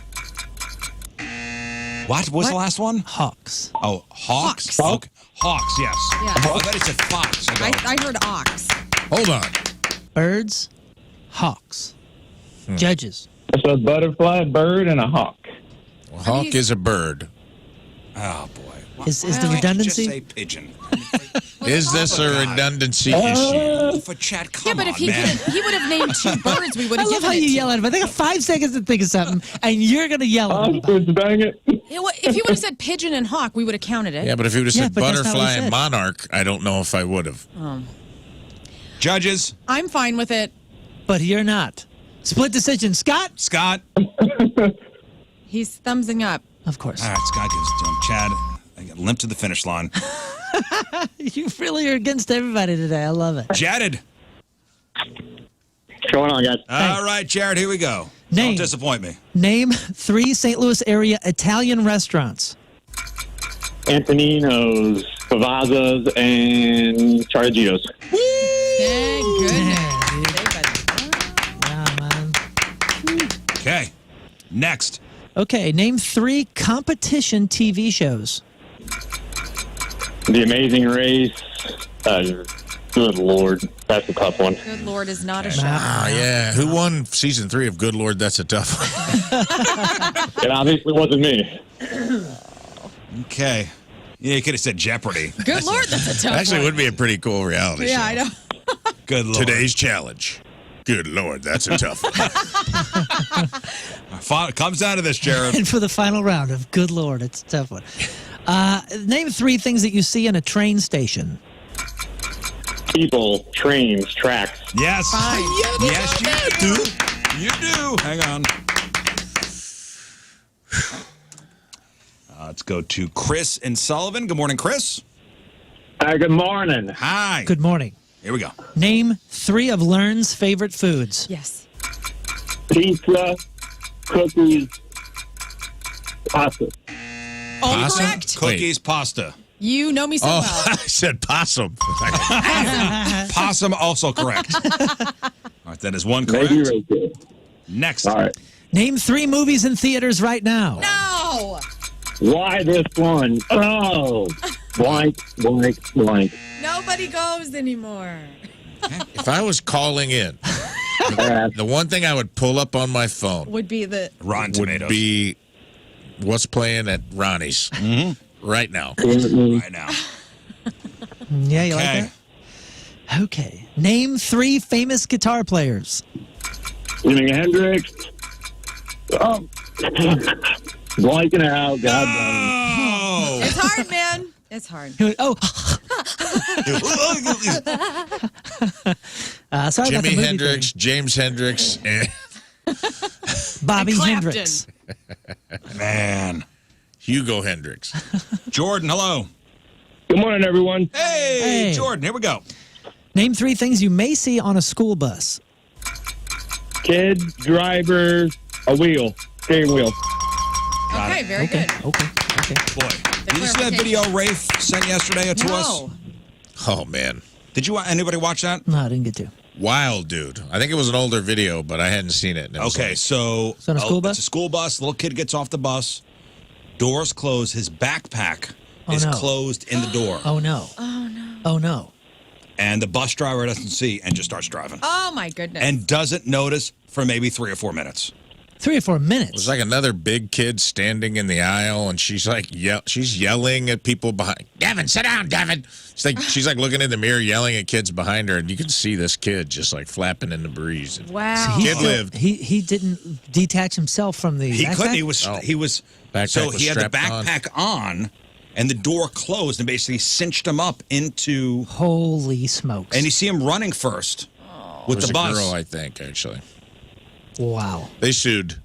I looked it up because I was like, something had to come out of this. They sued for $5 million, sued the school district and won. Oh, they Okay. got $5 million. Had a road rash on 12% Holy Oh man! smokes! And of the kid's body. It was, and on, you like, see her the feet. moment where the driver sees what's going on. Oh, and the look at I felt bad for all It parties. was wild. But whoever makes that backpack, Yep. Yeah. That's a commercial. that is a sturdy backpack. JanSport That's is a commercial. All right, Jordan's got one right. Here we go. Next. name 3 different types of bicycle. Schwinn, mongoose, beach rider. Beach rider. You know what? I'm not Yeah, that's familiar. not what I was going for, but Are we talking like unicycle? yeah, I was like, Beach rider, mountain bike, bike. BMX bike. Well, what did Beach you say, rider though? is a bike. Beach rider is a bike. Is it a It's type a of bike? style Or? of bike. Style of bike. Yeah, and that's kind of more what I was Schwinn. going You for. said Schwinn, right? What Yeah. was the actual Yep. question? Mongoose. Types of bicycle. I think you got to give it to him. You got to give it to him, man. Congratulations, Those are types. Jordan. Hang on. Those are more Yeah, models. It just threw me off because I was going for, cruiser, BMX, mountain bike, Yeah. that kind of stuff. But she kind of gave you those, in a way. All right, Kayla. Schwinn is more of a mountain bike.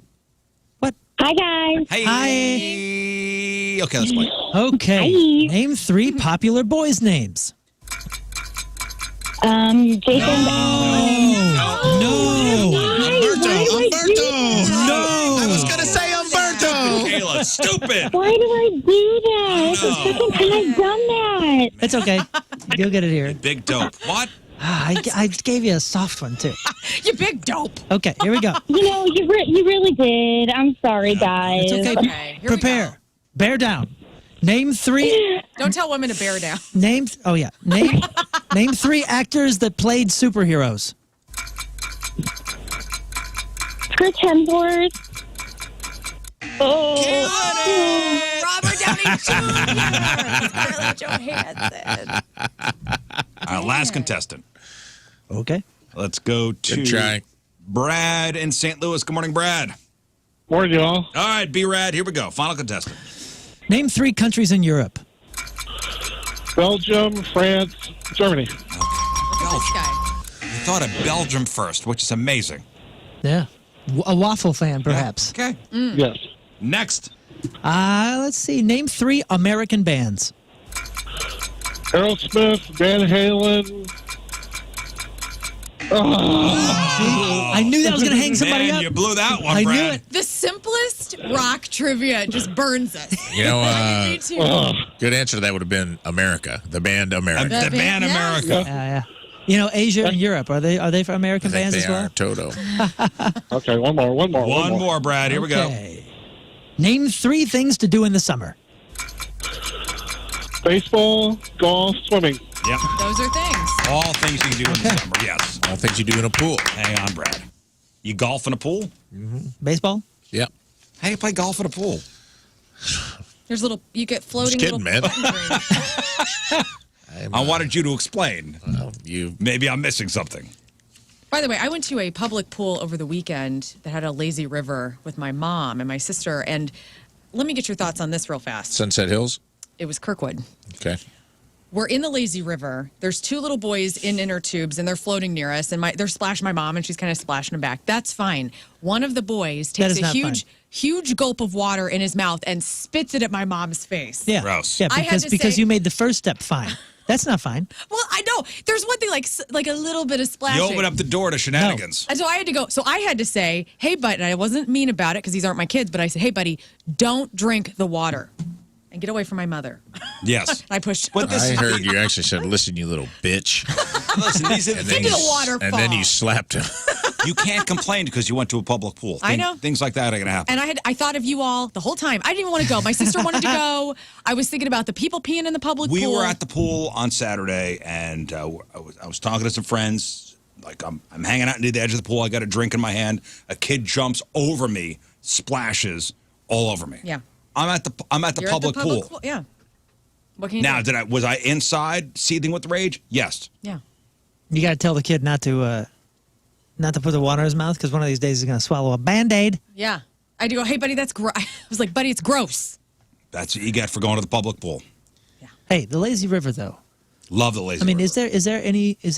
I mean, there's some real sanctity there, and I do not accept even a little splashing. There are signs. You're supposed to, it's in the there name. are rules. It's supposed to be lazy. My sister and I were, it was the three of us. My sister kept pushing me into waterfall. She was like, my mom and I just throwing us down, like, into the rainfall, into the waterfall. And so, we were a little rowdy at the lazy river. Well, then you were asking for it. We were. Never These mind boys then. recognized that You're the we were their problem. people. Look at those! Look at those old older ladies partying. Why do we want to hang out with them? Congratulations to Lern's mom and all our winners for 3 and 5. All right, sex time fun facts after the break. What are the sexiest number of shirt buttons to be undone Oh, on a man's shirt? Ooh, Okay. I'm excited. Men with longer nosers, bigger penises, Let's find Fingies out. crossed. and are small penises becoming popular again? oh yeah, baby. Again, fingies crossed. I can't wait. 7:31. Can you send me that article, Rizz? 7:31 Monday. Nothing like your Guess what, traffic. babe? weather. This penis is in. Moon coming at you. Traffic brought to you by Worldwide Technology Raceway. There's still a lot of racing left in 2023 at WWT Raceway. IndyCar returns August 26th and 27th. Get your tickets now. Two lanes blocked due to a multi-vehicle trendy. crash 70 westbound after Lindbergh. I'm popular! Right lane blocked due to a crash 64 eastbound before McKnight. And then on the southern side, right lane is blocked due to a crash 270 northbound just after Friday Fire. Your point forecast today, mostly sunny with some breeziness later on. High of 88, low of 70. Right now it is 74 at the Point Studio. Your point forecast is brought to you by CarX Tire and Auto. All right, welcome back to the program. Does anybody sleep hot here? Likes to sleep hot? I mean, it's officially summer. Last Wednesday was the first day, so... now we got the AC pumping. I was just looking at the 5-day forecast. It's like 99 degrees for a couple days. Yeah. Gross. Yeah, Gonna my hit the house hundreds. is just hot. Is it? It's almost a 100-year-old home, and we have like 18 million fans going. We have the AC going. Do you have It's still- central air or do you have window Yeah, we have units? central air, and it is blistering still. So I have a tough time. So I'll wake up, thankfully not from urine, but just soaked from Oh, sweat. jeez. It's great. Well, maybe you're going through perimenopause, like it's happening at my house. Well, somebody sent me these quote-unquote hacks for sleeping in the summer heat. All right. All right. They say freeze your pajamas. Who's going to do this? Freeze your pajamas. I think most of the women that are my age, 38 and up, all of our clothes are in the freezer now. Like put your pajamas in a plastic bag, toss it in the freezer. That works for like 3 minutes, and Right. that's it. You do the same thing with the pillowcases too. They say, okay, here's one. Use a hot water So bottle. stupid. It seems counterintuitive, but the idea is to raise your core temperature before you go to bed. Didn't mean to do that. Stop that. Oh, Stop that. wow. Premature sex time fun facts. That's a problem for a lot of guys. We're working through it. So they say use a hot water bottle. The idea is to raise your core temperature before you go to bed. Fill it with warm water and put it on your feet. When you take it off, it'll trick your body into thinking it's colder than it is. Interesting. Hopefully long enough to fall asleep. They say don't sleep naked. Do not sleep naked. No, I found that out in recent years. It's less comfortable than I thought it was. If you sweat, it'll just collect on your skin instead of being absorbed by your clothes. Instead, wear something loose-fitting and light that's made of natural fibers like cotton. But I thought us men, we have like a natural fan down there. I don't know anything about that. Hey, here's You a trick. helicopter when you sleep? Yeah. Here's a trick. Ladies, go to bed a little bit earlier than your dudes. And whenever he's watching It's Always Sunny in Philadelphia in the living room, go out to the thermostat, crank that thing to whatever you want, and then sneak back into bed. And then he's none the wiser. And he's sleeping perfectly. Is he a thermostat Nazi? Yes. And he knows. I think last night I got into bed and we were at like 73, and he's watching whatever. Crank it down. 71. Let's go. 73, damn. 71 when I got into bed. 60. I got a 69 up in the. Can I come live with you people? Can I come live at your home? It's a goddamn icebox up in here. Where's that boring button? When Tim sees the. I'm telling you, dude. Tim sees the thermostat below And I 70. used to, my parents keep it as an icebox at night. And I hated it. I was like, I'm going to have a warmer house. I hate this freezing, this blankets in the summer crap. Hate it. Now, subscriber. Now, it is frosty downstairs. When I wake up in the morning, I'm wearing long sleeves now. You know why? Because I couldn't stand my meditation in a T-shirt this morning. Right. So, anytime you see me dressing for the winter, it's because it's kind of cold in here. Y'all like it a little cold. But it's because my house is frozen. You have all the doors and stuff off your car? Oh, yes. It's cold in the morning. Never mind that. I've had the doors off. I think this is day 23. Maybe it's day 24. They say don't share the covers. If you sleep with your significant other, think about using separate blankets. It helps keep their body heat away so you both be cooler. And then leave your hair damp. Take a shower before bed. Don't dry your hair. It's not good for your hair, though. You'll break your hair. You'll end up with a wet pillow, which is disgusting. Yeah, wet pillow. You won't be as hot. We went to a dinner last night at our couple's friend's house, and this is the first time we went to their home, and they have what's called mega bed. They put 2 queen beds next to each other, and they have the cuddling. Well, and you then open their bedroom. Oh, yeah. Because they were giving this tour of their house. I know people that do that. And it was this thing was huge. Mega bed? Two queen beds. They forever had 2 different beds because I think he likes it he likes a hard spring mattress, and she likes like a softer water thing. So they're like, well, how can we figure this out? Oh, we'll just do 2 different beds, and it works for them. This thing was awesome. And they're just both in their own little worlds when they sleep. So this is mega bed. Dude, my issue. I am mega bed.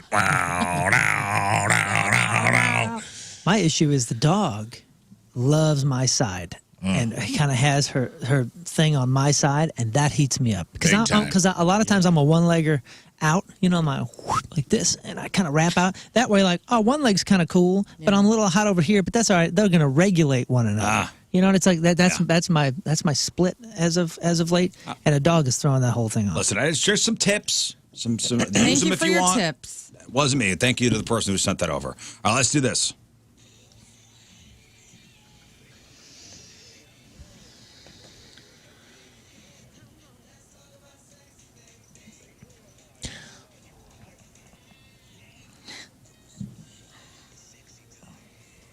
Sponsored by Patricia's, where fun and fantasy meet. So, guys, have you ever caught yourself staring at the mirror, debating how many shirt buttons you should unbutton before going out? I have. Yeah. No. I'm sure we have. 9. Yeah, I go Number you all- landed on. Is that no in German? I thought it was weird last time I saw you. The shirt was all the way open but still tucked in, so Yeah, it was I just got a one- big gap all the way down to your belt buckle. That was a cool look, though. Man, we were watching some movie just a couple days ago, and the guy was taking off his shirt, and he was unbuttoning it from the bottom, and I was, who the hell does that? That is weird. It looked so stupid, and all I thought was, has this actor never taken his shirt off? And then it made me think, does anybody else do that? Am I the crazy one? I just button the top one and leave everything. Yeah. When you're putting on a shirt, where do you start? Where? Bottom. You start start in at the the middle. bottom? No, you start from the top. I start in the middle. Are you serious? Okay, when you're taking it off. Do you not? Top Yeah, down. start from top the down. top down, right? I mean, Bottom up. It looked down. so dumb when this guy was doing it in the movie. No. Bottom up, really? I mean, that's how I button a shirt. Well, that's probably easier because you know that you're getting the right button into the buttonhole. But that's why I if you feel like you sometimes start at you'll the top. swap. You got to start over.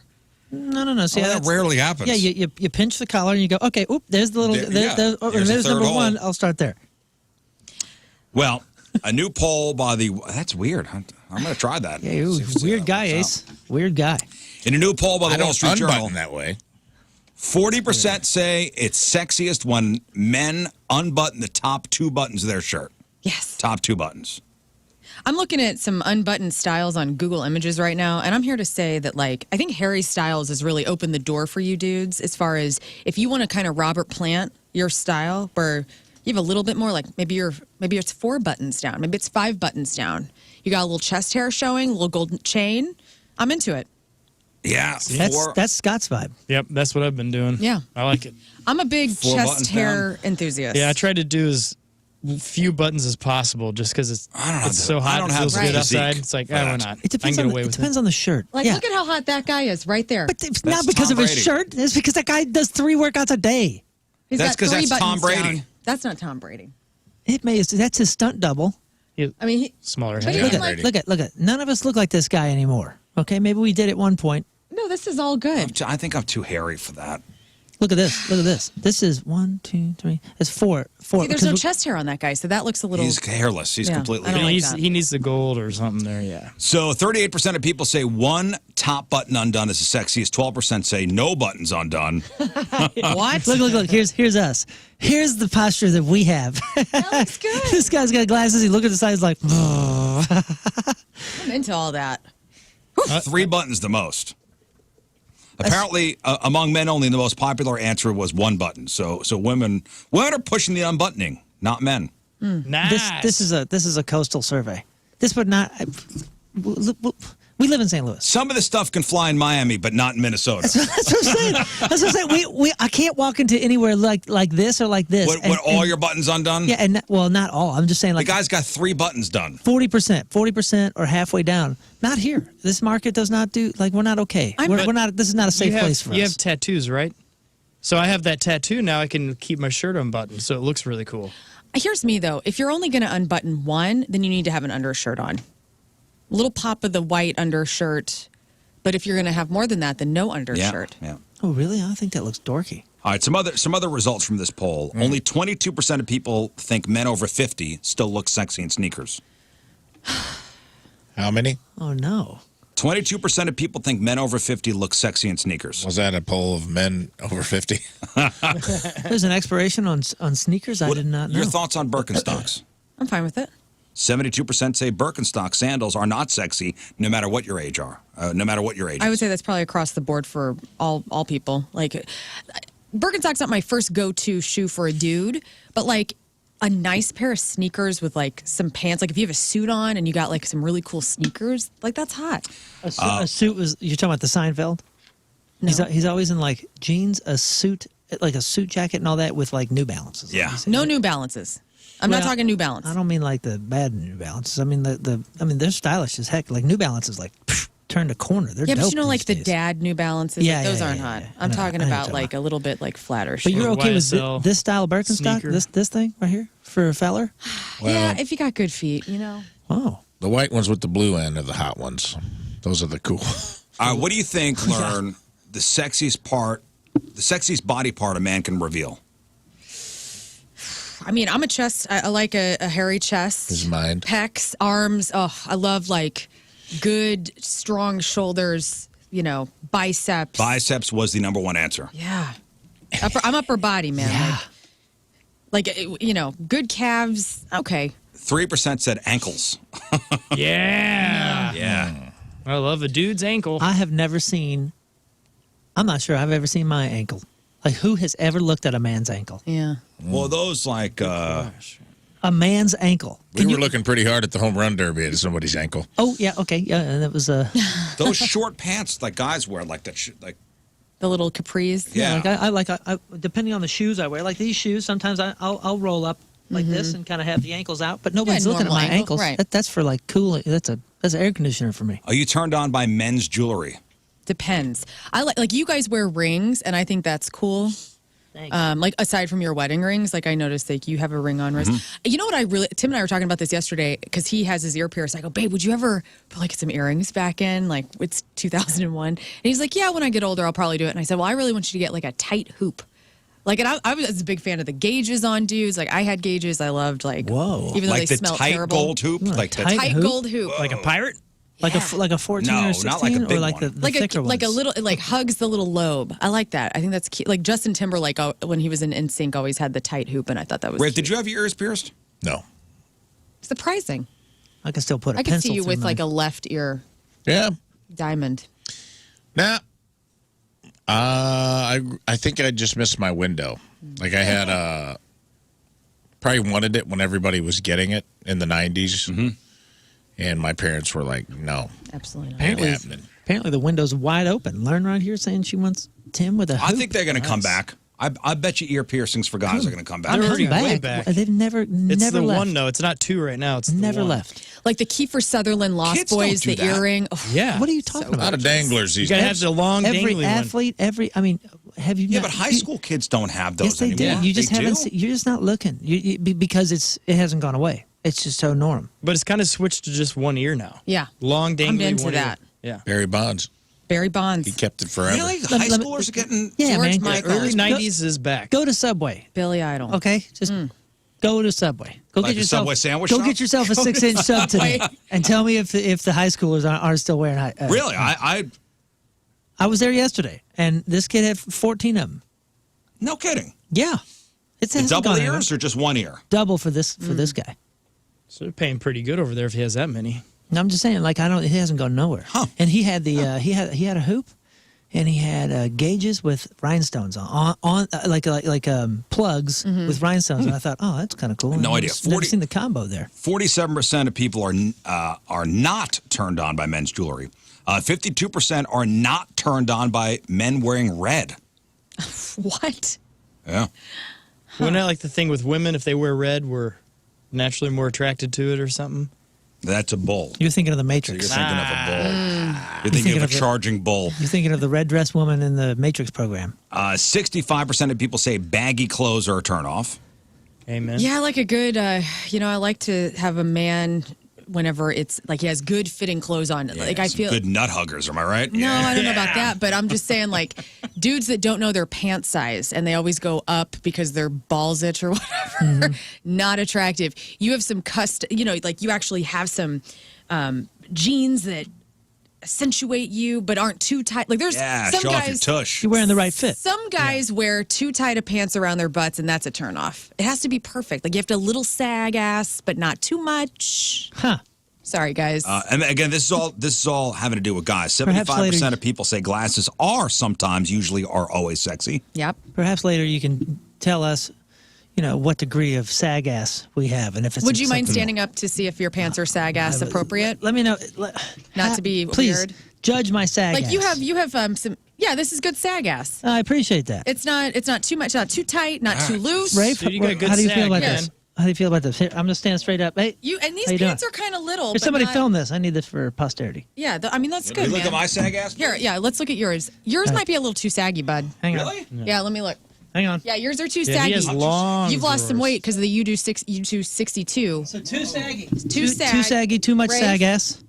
Rafe's got good sag here. This Okay. is good sag. Here, what do you Mine are think too of mine? saggy? Rafe or Rizz is two. And mine is good. This is yeah. This is good sag ass. Moon and Rafe here. Do a little spin. Harold. Hey. How's Perfection. mine? Hey. And also Rafe. You look good always, Scott. Thank yeah, you. this Hey. is good. Okay. Oh, and he's. Are you flexing? Can you also just turn? I was just making the drum beat. This is not what we want. It's too. No. Straight up. Oh yeah, This straight is- up. We need your natural form. Wait, you want to I see? kicked one foot up. Yeah, you could go. You could go down a pant size, bud. Right. Hey, I appreciate lose some you weight, but- taking time out of your day. I need your advice on mine. I need to see if it's good or You not. want to come in here? Yeah, You no ain't got no ass, Hey, dude. you know why this is important? And I'm not kidding. I just bought new jeans yesterday, and this is the first time I bought new jeans without going somewhere and doing it because I told my son, I said, hey, look at what's this thing say? What's the number on this? And he said, oh, it's 5 something or other. It's Levi's.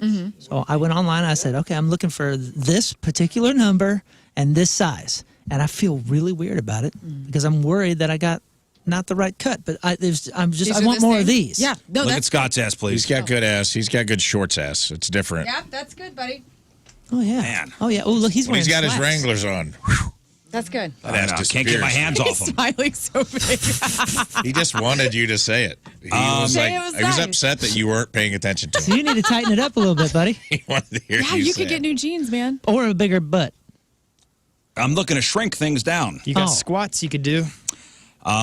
Okay, clean shaven face or some sort of facial hair? Facial hair. Facial hair. 56% of women prefer some sort of facial hair. Whatever. I can't believe you missed all the earrings, man. You thought those went away. That'll go out of style. Yeah, no, I really did. I didn't think earrings were I think in. it's totally, it's still there. Okay, how long should men's shorts be? Oh, man. Just Not- above the knee, Right about to the ankle. below the knee. Nah, dude. Were they okay? These the Yeah, links those here? are fine. I They're don't perfect like below the knee. You have to Yeah, I No, agree. knee half needs to be kneecap showing. up. Yeah, either 90s style was below the knee. in anywhere between the top of the kneecap and the bottom of the balls Yeah, is fine. yeah, that's where it It's goes, fine. man. That's the Kneecaps perfect are spot. sexy. We You can kind of go- want to see them. You can go 70s basketball for all I care. Today, So you're out on Dickies. Dickies back in the day. I used to was be into it. very anti showing my knees if I wore shorts. I think most guys of the 90s and 2000s. But it was 90s were. and 2000s. thing. Right. Like Eddie Vedder back in the 90s, like the 10 days where he had the combat boots on with the shorts. Whatever link my that was feelings. super hot. Those were a little long. those are a little long, but that was Yeah, like but he still cut the 'em off, knees. Yeah, and then he cut them, and then they were like nut huggers, and they were like skinny jeans. They were skinny jean shorts. Honestly, if you look up Eddie Vedder in the 90s with that outfit, it's perfection. It is absolutely perfect. And it is It a had little its bit. time. Oh, so gorgeous. But the 64% of people say just above the knee, by the way. yeah, That's yeah. the I bought some shorter ones. You know, like they're like here, like I mean, probably half leg, like right at the half. And you know, my kids made fun of me a little bit, but boy, I'll tell you what, they were comfortable, and I really liked them. I used to rock the New Found Glory booty shorts. Oh Yeah, yeah, that's my Warped Tour outfit for a while. Those look good. And if you have back to the overly unbuttoned shirt, like what does that say about a guy? An overly unbuttoned shirt. Not just 2 or 3 buttons, like all the way like to the middle of your Yeah. almost your Class. belly button. It says, I shoot porn on my basement. oh my gosh. I drive a Camaro with a tail fin. I keep stores that sell gold chains in business. I own a waterbed. Oh, I like that. I'm the first person your rich mom will date after your dad dies. I don't sell coke, but I know somebody who does. I wear sunglasses inside. Jerk. All right, a couple more things here. A new study published in a prestigious medical journal shows that men with longer noses really do have bigger penises. Wow. Yeah, the research team out of South Korea looked at 1,100 men in their 30s and measured their nose size, the length from the corner of the eye to the end of each nostril, and compared it to the size of their not at attention penis. Most men in the study had a dong length of 2 to 4 inches and a circumference of 2.5 inches, but their schlong was more sizable if they had a longer sniffer. And this is why Pinocchio kept lying. Scientists think the phenomenon is due to exposure to high levels of testosterone, which plays a part in the formation of both the nose and the genitals of baby boys in the womb. But remember, this is not at attention. But our noses never stop growing. Yeah. Well, your penises do. Unfortunately, they do. Oh my gosh, I'm still I've been waiting for a growth spurt for a while. I know. I'm still waiting for this. I had this. Well, I still have this friend. He was worked with him years and years ago. He's about 20. I want to say 20, 25 years older than me. And he told our group, and I've never forgot it. Like, this is vivid. I mean, we went through a lot of stuff, but I only remember, some certain vivid moments. And one was when he said the words, "Hey man, use it while you got it because it shrinks over time." And I went, "Huh?" All of us went, "Excuse me? What was that, John?" And he said, "Oh yeah, man, right around this time it starts getting smaller." And I've been fearing the moment ever since. Now he's no doctor; he's in the music Well, business. good news. But he's like, use it while you got it, and yeah, I'm gonna start blowing my nose. Then. Well, good news is experts have suggested that a small penis may become desirable at some point in the future. Yay! How soon? He actually said that, use it or lose it. Like that's what it comes from is this. With the concept of the ideal dong size having been a fluid and ever-changing one throughout history. So Vice, this is an article on Vice, reports that whilst the Western world is enamored by big penises at the moment, throughout history there are examples of entire periods when a big dong was seen as something to be ridiculed. And small penises were far more desirable. Ha ha! Look at this man's giant penis. You fool! What a fool! How would you ever please a woman? It is thought that thousands of years ago, a smaller penis was seen as a good thing. And the ancient Greeks apparently saw a smaller penis as a sign of modesty, rationality, and self-control. And a big dong is a sign of idiotic lust and lack of restraint. I remember I was talking about this last week or the week before. We need to cut the BS, okay? Let's cut the BS. Let's hear this. Hang on, let me relax. I'm going to open up and say this. So I have dated a man with a very small penis, but the sex was awesome because he knew what he was doing. So, I think that we need to just, So as a it's society, not the size of the boat, it's the motion of it the really ocean. is. It really is. Yeah, I think there's some truth in that. I think extremely large penised men are really good looking people. Like the way they don't have to develop a personality. Right. Thank you. The same way that if you know you have a huge dong, Yeah. you don't work on your game at all. You're speaking You Greek. just rely on your penis. You're speaking Greek. And also, There it is. I have also slept with somebody with a rather large penis. And it was you have issues. There are issues Yeah. that come with that. And I don't think people talk about that enough. And we always want to throw small penis people under the bus. Let's just say average. And let's just say Shall we You don't say have to, average? you don't have to quantify it. Honest. Shall we It's say honest okay. If you have really great connection and you have the ability to have amazing sex, it doesn't matter what the equipment is doing. This is the first thing you said hasn't hurt my feelings this whole segment. Thank you. So Yeah. a professor in art history at the University of Texas says that in ancient Greece, a human with very large genitalia is considered to be grotesque and laughable. Yeah, I mean, think about all the statues, Michelangelo, all those Right. kind of things. David. David. David. He's looking happy to In be the average. Middle Happy Ages, to be artists used big dongs to depict evil or heresy. So the pendulum is about to swing the other way, guys. And it starts About at this time. show. Breaking news. Gonna swing the other way. average. Yeah, we have so many armies we're developing. Average army. An average army. All right, we got to take a break. We'll come back with the sex toy of the week. Oh, man, the average army will rise. I mean, Yes. are you kidding me? Will rise. Yes. My friend just sent me, my buddy Steve sends me stuff like this all the time. He goes, hey, man, I saw something might be good for you. And it's they have a new surgery that's only to make your flaccid penis bigger. Hey, So you're a shower. It looks like a little PVC pipe that they go in the side and they put on the underbelly of your dong. golly. And it's just to make your not at attention penis hang better.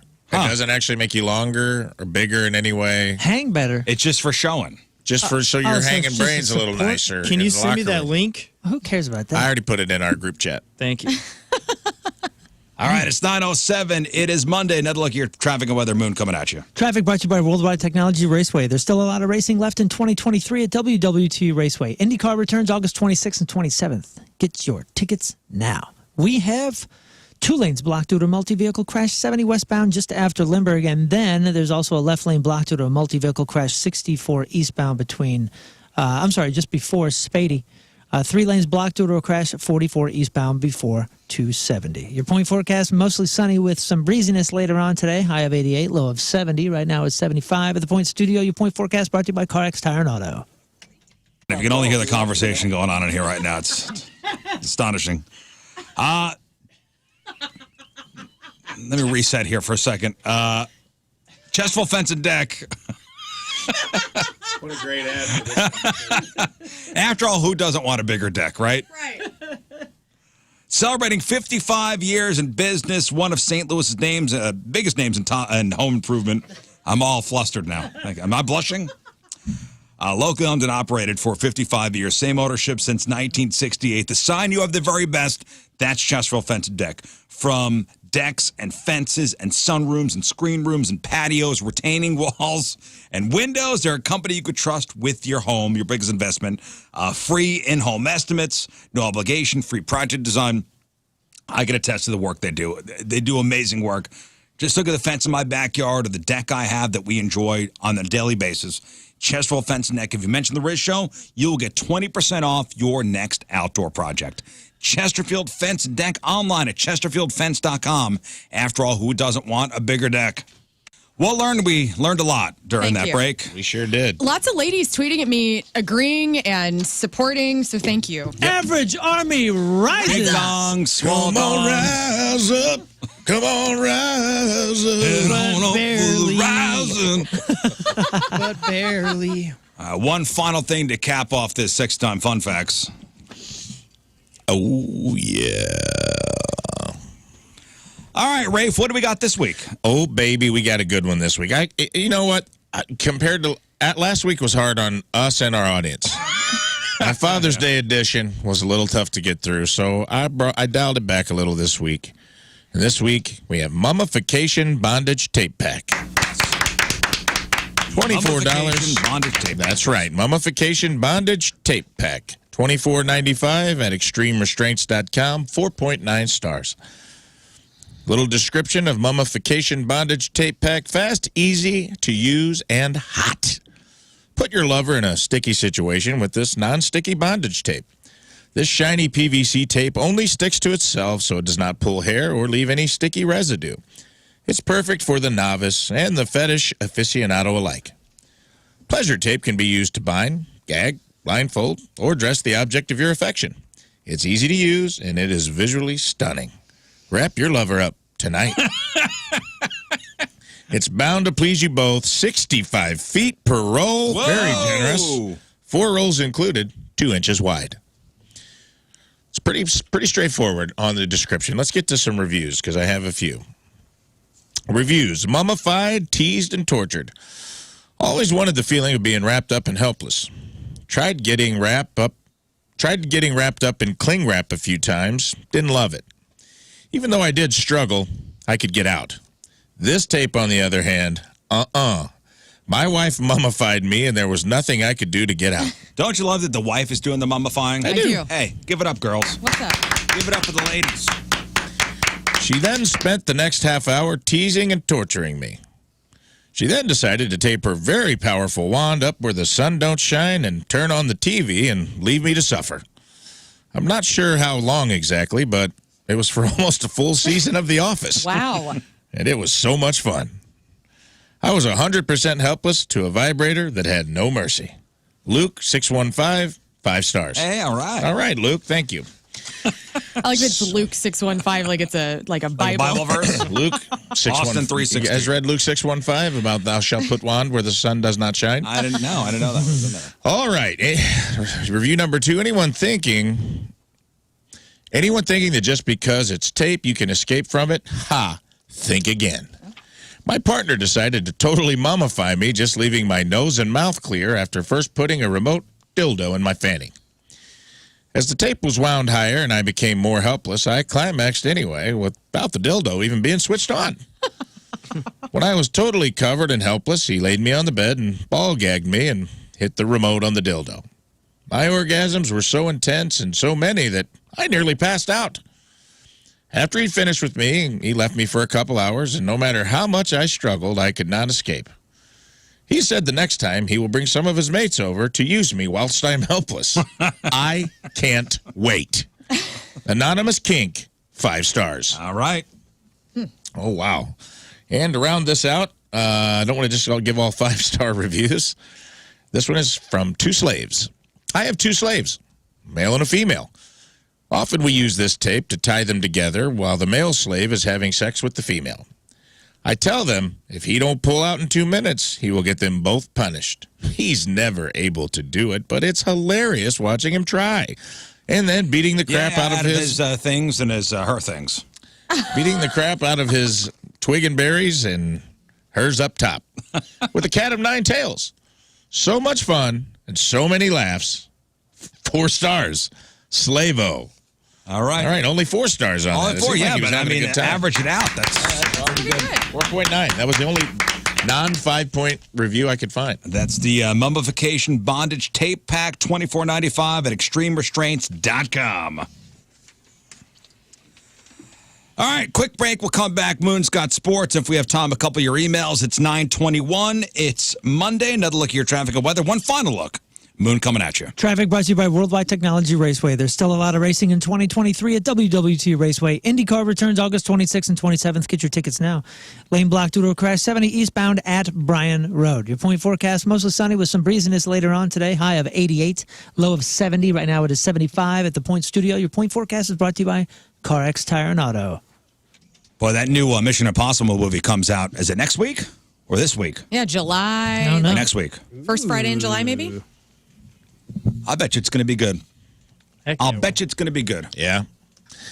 I like all those Mission Impossible movies. Yeah, we they're were trying pretty to good. catch up. Very fun. July 12th. July 12th. Those are good working out in the hotel on the road. They'll be on like FX a lot. Yeah, That's how just I like catch stuff blows up. He jumps, Yeah. Great stuff. jumps They're all good, far, and yeah. Stuck to the side of a plane. American 007. Yeah. I read an article yesterday that was like, I guess The Flash is officially a flop. Yeah, it wasn't even number 1 at the box office this weekend. Get out. Well, it didn't do well its opening week. It didn't do what it was projected to do.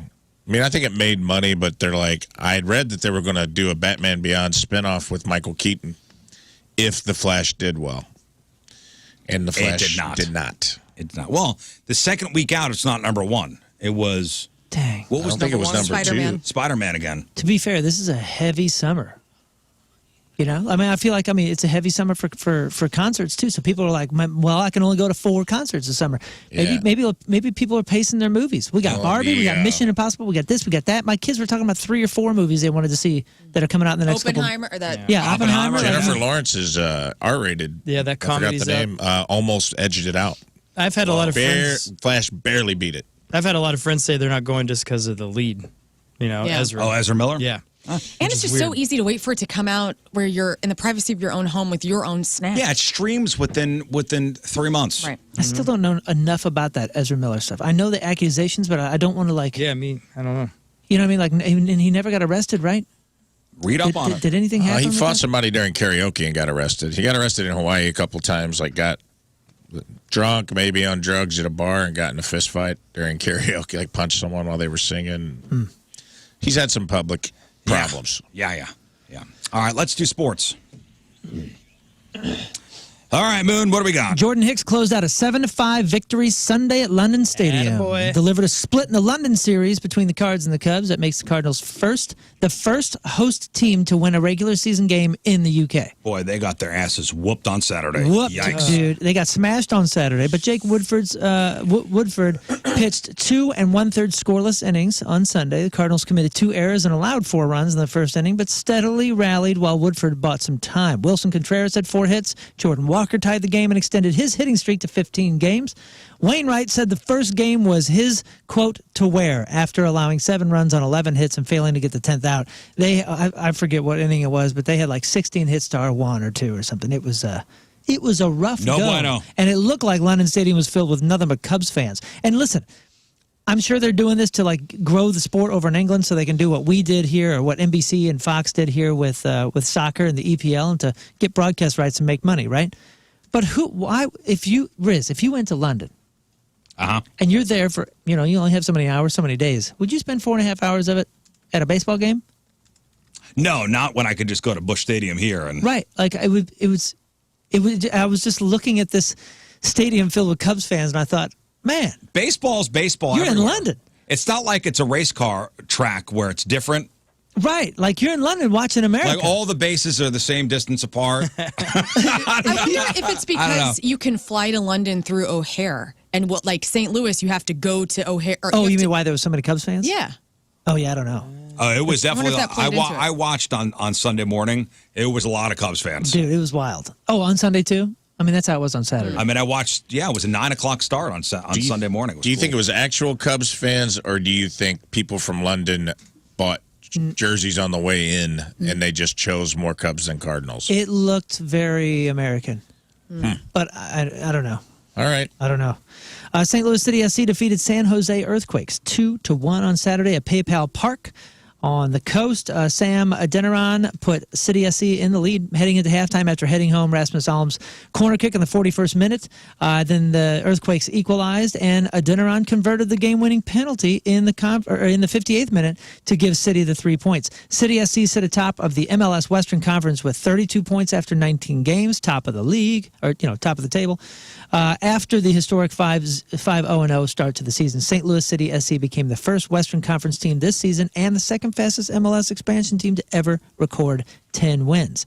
Staying with soccer for a second, St. Louis native Becky Sauerbrunn, a homegrown superstar, not going to be able to play in this summer's Women's World Cup due to a foot injury. I think we talked about that last week, but the past 4 World Cups, St. Louis girls got to follow one of their own. Current Maryville University women's soccer coach Lori Kolupny was on the U.S. teams in 07 and 15, and Sauerbrunn she played in 2011, 2015, and 2019. The team won it all in 2015 and 2019, so this will end the streak of having a St. Louis gal on the team for a World Cup. So Lori Kolupny? Yeah. So she is the soccer coach at Maryville? Yes. I remember one of the first events I ever did in St. Louis was for the St. Patrick's Center. And they used to have a big thing over at Chaffetz Arena. Oh, the trivia. The trivia. Yeah. So I was up there with her, and I kept saying her name wrong. Oh, no. I kept calling her Chalupny. That's okay. I'm She never assuming, corrected me. I'm assuming Sweet she's heard woman. that 2, maybe 3 times, couple 2, 3 in her lifetime. I was up there with the Very Sklar sweet brothers because they had me for around for the sports trivia, which I have no business being up there. And the Sklar brothers were like, okay, ask this question. And instead of no hitter, I called it a non-hitter. So, Yes. I mean, what a mess. So that ends the Never got invited back. Yep, same. That ends the St. Louis streak. World Cup begins July 20th and ends August 20th in Australia and New Zealand. And finally, the New York Yankees star Aaron Judge admitted Saturday he actually tore a ligament after he crashed through the wall at Dodger Stadium on June 4th. The team originally called the injury a sprain and placed Judge on the injured list 2 days later on June 6th. Judge added that he is still in pain in his foot and he walks. He's still in pain on his foot when he walks and didn't know if he'd be able to play again this season.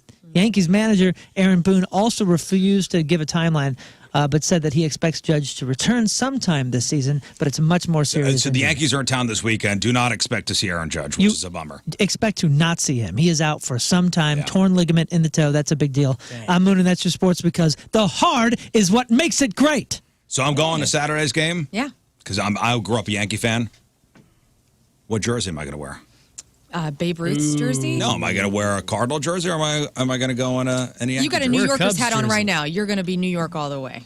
No, you're not. Last year I went to both games. Last year I went to 2 games of the 3. And didn't you switch them? I switched. Yeah. One day I went as a Yankee fan. The other day I went as a Cardinal So fan. now it's back to Yankee because you went Yankee. Yeah, I guess I'm going to go as a Yankee Yeah. fan. Of course you would. Shut up. You Yankee. Just wear a Tony Romo jersey. Go with a classic. Go with Lou Brock or Musial or something. I don't have a Lou Brock or Musial jersey. Gary. You want to borrow one? Just dress up No, like I have a Babe Don Ruth. Mattingly. I have a Don Mattingly, Be the ghost number of Babe 23. Ruth. That's okay. Wear that. I have a King Scott Hoots jersey if you want to That's wear not that gonna one. work. Wear that and a Cardinals hat. No, God, no. Let's see what I happens. don't want to be that You're douchebag. the guy that has like the 2 jerseys that look like they're molded together. Mm-hmm. You seen those? before? Oh, Make like up half my and half. mind. Those are cute. Like Travis Kelce's, Mom. Jason Kelce's mom. Yeah, am I going to do that? My mom can sew your jerseys together or I can sew your damn jerseys together. Won't look as good as her, but No, the Right. one day I wore a Yankee jersey. The Friday I wore the Yankee jersey. And the Saturday I wore the Cardinales jersey, the one that Polo gave us. Oh, so now it's Yeah, Cardinals' you can wear turn. that. you should just wear both under each other, and then whoever starts winning. I'm just waiting for Yes. somebody to Good throw a call. D batter at me. Yes. Yeah, whoever's winning, yeah. Yeah. That's a brilliant idea. Very good idea. Yes. Do that. It's going to be 4,000 degrees out. Yeah, wear 2 jerseys. Wear 2 jerseys. And you can sew your hats together so that if they start losing, you just turn it around. Good idea. Yeah. All right, we'll take one final break. We'll come back and wrap her up. Well, we had a lot of fun today. Thank you all for tuning in. Yeah. Appreciate it. Blog and podcast, 1057thepoint.com/Rizz. Today's Pappy's Smokehouse recappy. Brought to you by Pappy's Smokehouse, celebrating 15 years, locally owned but world famous. 2 locations, including Highway 70 and Mid-Rivers Mall Drive in St. Peters. Everything we covered on the show today: sports, crap on celebrities, Rizz news, sexy time fun facts, the sex toy review. We did 3 and 5, and we also found out what level of sag ass each of one of us had. Lern brought it to our attention that there is an acceptable and appropriate level of sag ass in a man's jeans. See who passed. Follow our socials at RIZZ Show, and the podcast, of course, is a good level of sag ass. That's what you're looking for. That's what you're looking for today. Sagas. Sagas, yes. Spread the. It's a PSA. It's a PSA to all the fellas out there. Check it out. 1057thepoint.com/Rizz. All right, thank you, Moon. Whatever. Don't forget to join us Thursday, Captain Jim's Fireworks in West Alton, starting at 6 o'clock. Tomorrow, it's Lern's turn. For Do It, Bitch. That's right. Lern's in charge tomorrow. About once a month, we're going to let me be in charge of Do It, Bitch. You still got out? It's going to be that time of the month for me to take control. But you still got to pick a team, or you're we'll off still the board for. it'll still be the rules. So, like, as we put Rizz Well, on. you're going to host. I will take the Lern role as far as being put on the wheel. He's putting that saggy ass on the line. That's right. Yeah. But I'll have a 50-50 shot of joining a team, just like you do. Oh, so you're going to. So. Yeah. Okay, how are we going to do this? It's exactly the same, except I will be sitting where you're sitting right now. And picking a team to back. Oh, okay. Your ass on the line as far as taking an airsoft gun. Yes. Oh, okay. All right. So. I get it. It'll be fun. All right. It'll be fun tomorrow. We'll do it. We'll do it. We'll do it. Rafe, anything else? Follow me on the socials. I am Rafe Wiliams on all of them. Oh, damn it. Scott, we forgot to play the song. I realized that going into this Well, break. you guys are good at this. Yeah. Well, it's a good I way swear to God. Scots, we're never going to hear Scott's song. I swear to God, I had it on the schedule. Yeah. We were talking about it before the show began. You were like, where is it? Let's You get it mentioned queued it up. top of show. Yeah. Damn it, got it. Scott, tomorrow. He God, said for the nothing. love of God, remind me. I will definitely do tomorrow. Please, remind me. This is what happens when you leave it up to Scots. I know, man. Hey. I forgot. I forgot. We had a We lot Scott's to a good cover mind. today, though. I mean, I so- know. It just slipped my. I need somebody to remind me, please. Okay, listen, I got to get out of here. I gotta get at her too. All right, we leave. Anything else? Good? No. All right, we leave with a selection from our Team Rizz Member of the Day, brought to you by Hot Shot Sports Bar and Grill, proud sponsor of Team Rizz. Visit hotshotscent.com/Team Rizz. From Wellsville, Missouri, Cecilia Greminger is our Team Rizz. And she wants to hear this song. Here it is. See you tomorrow. Bye. Energy up!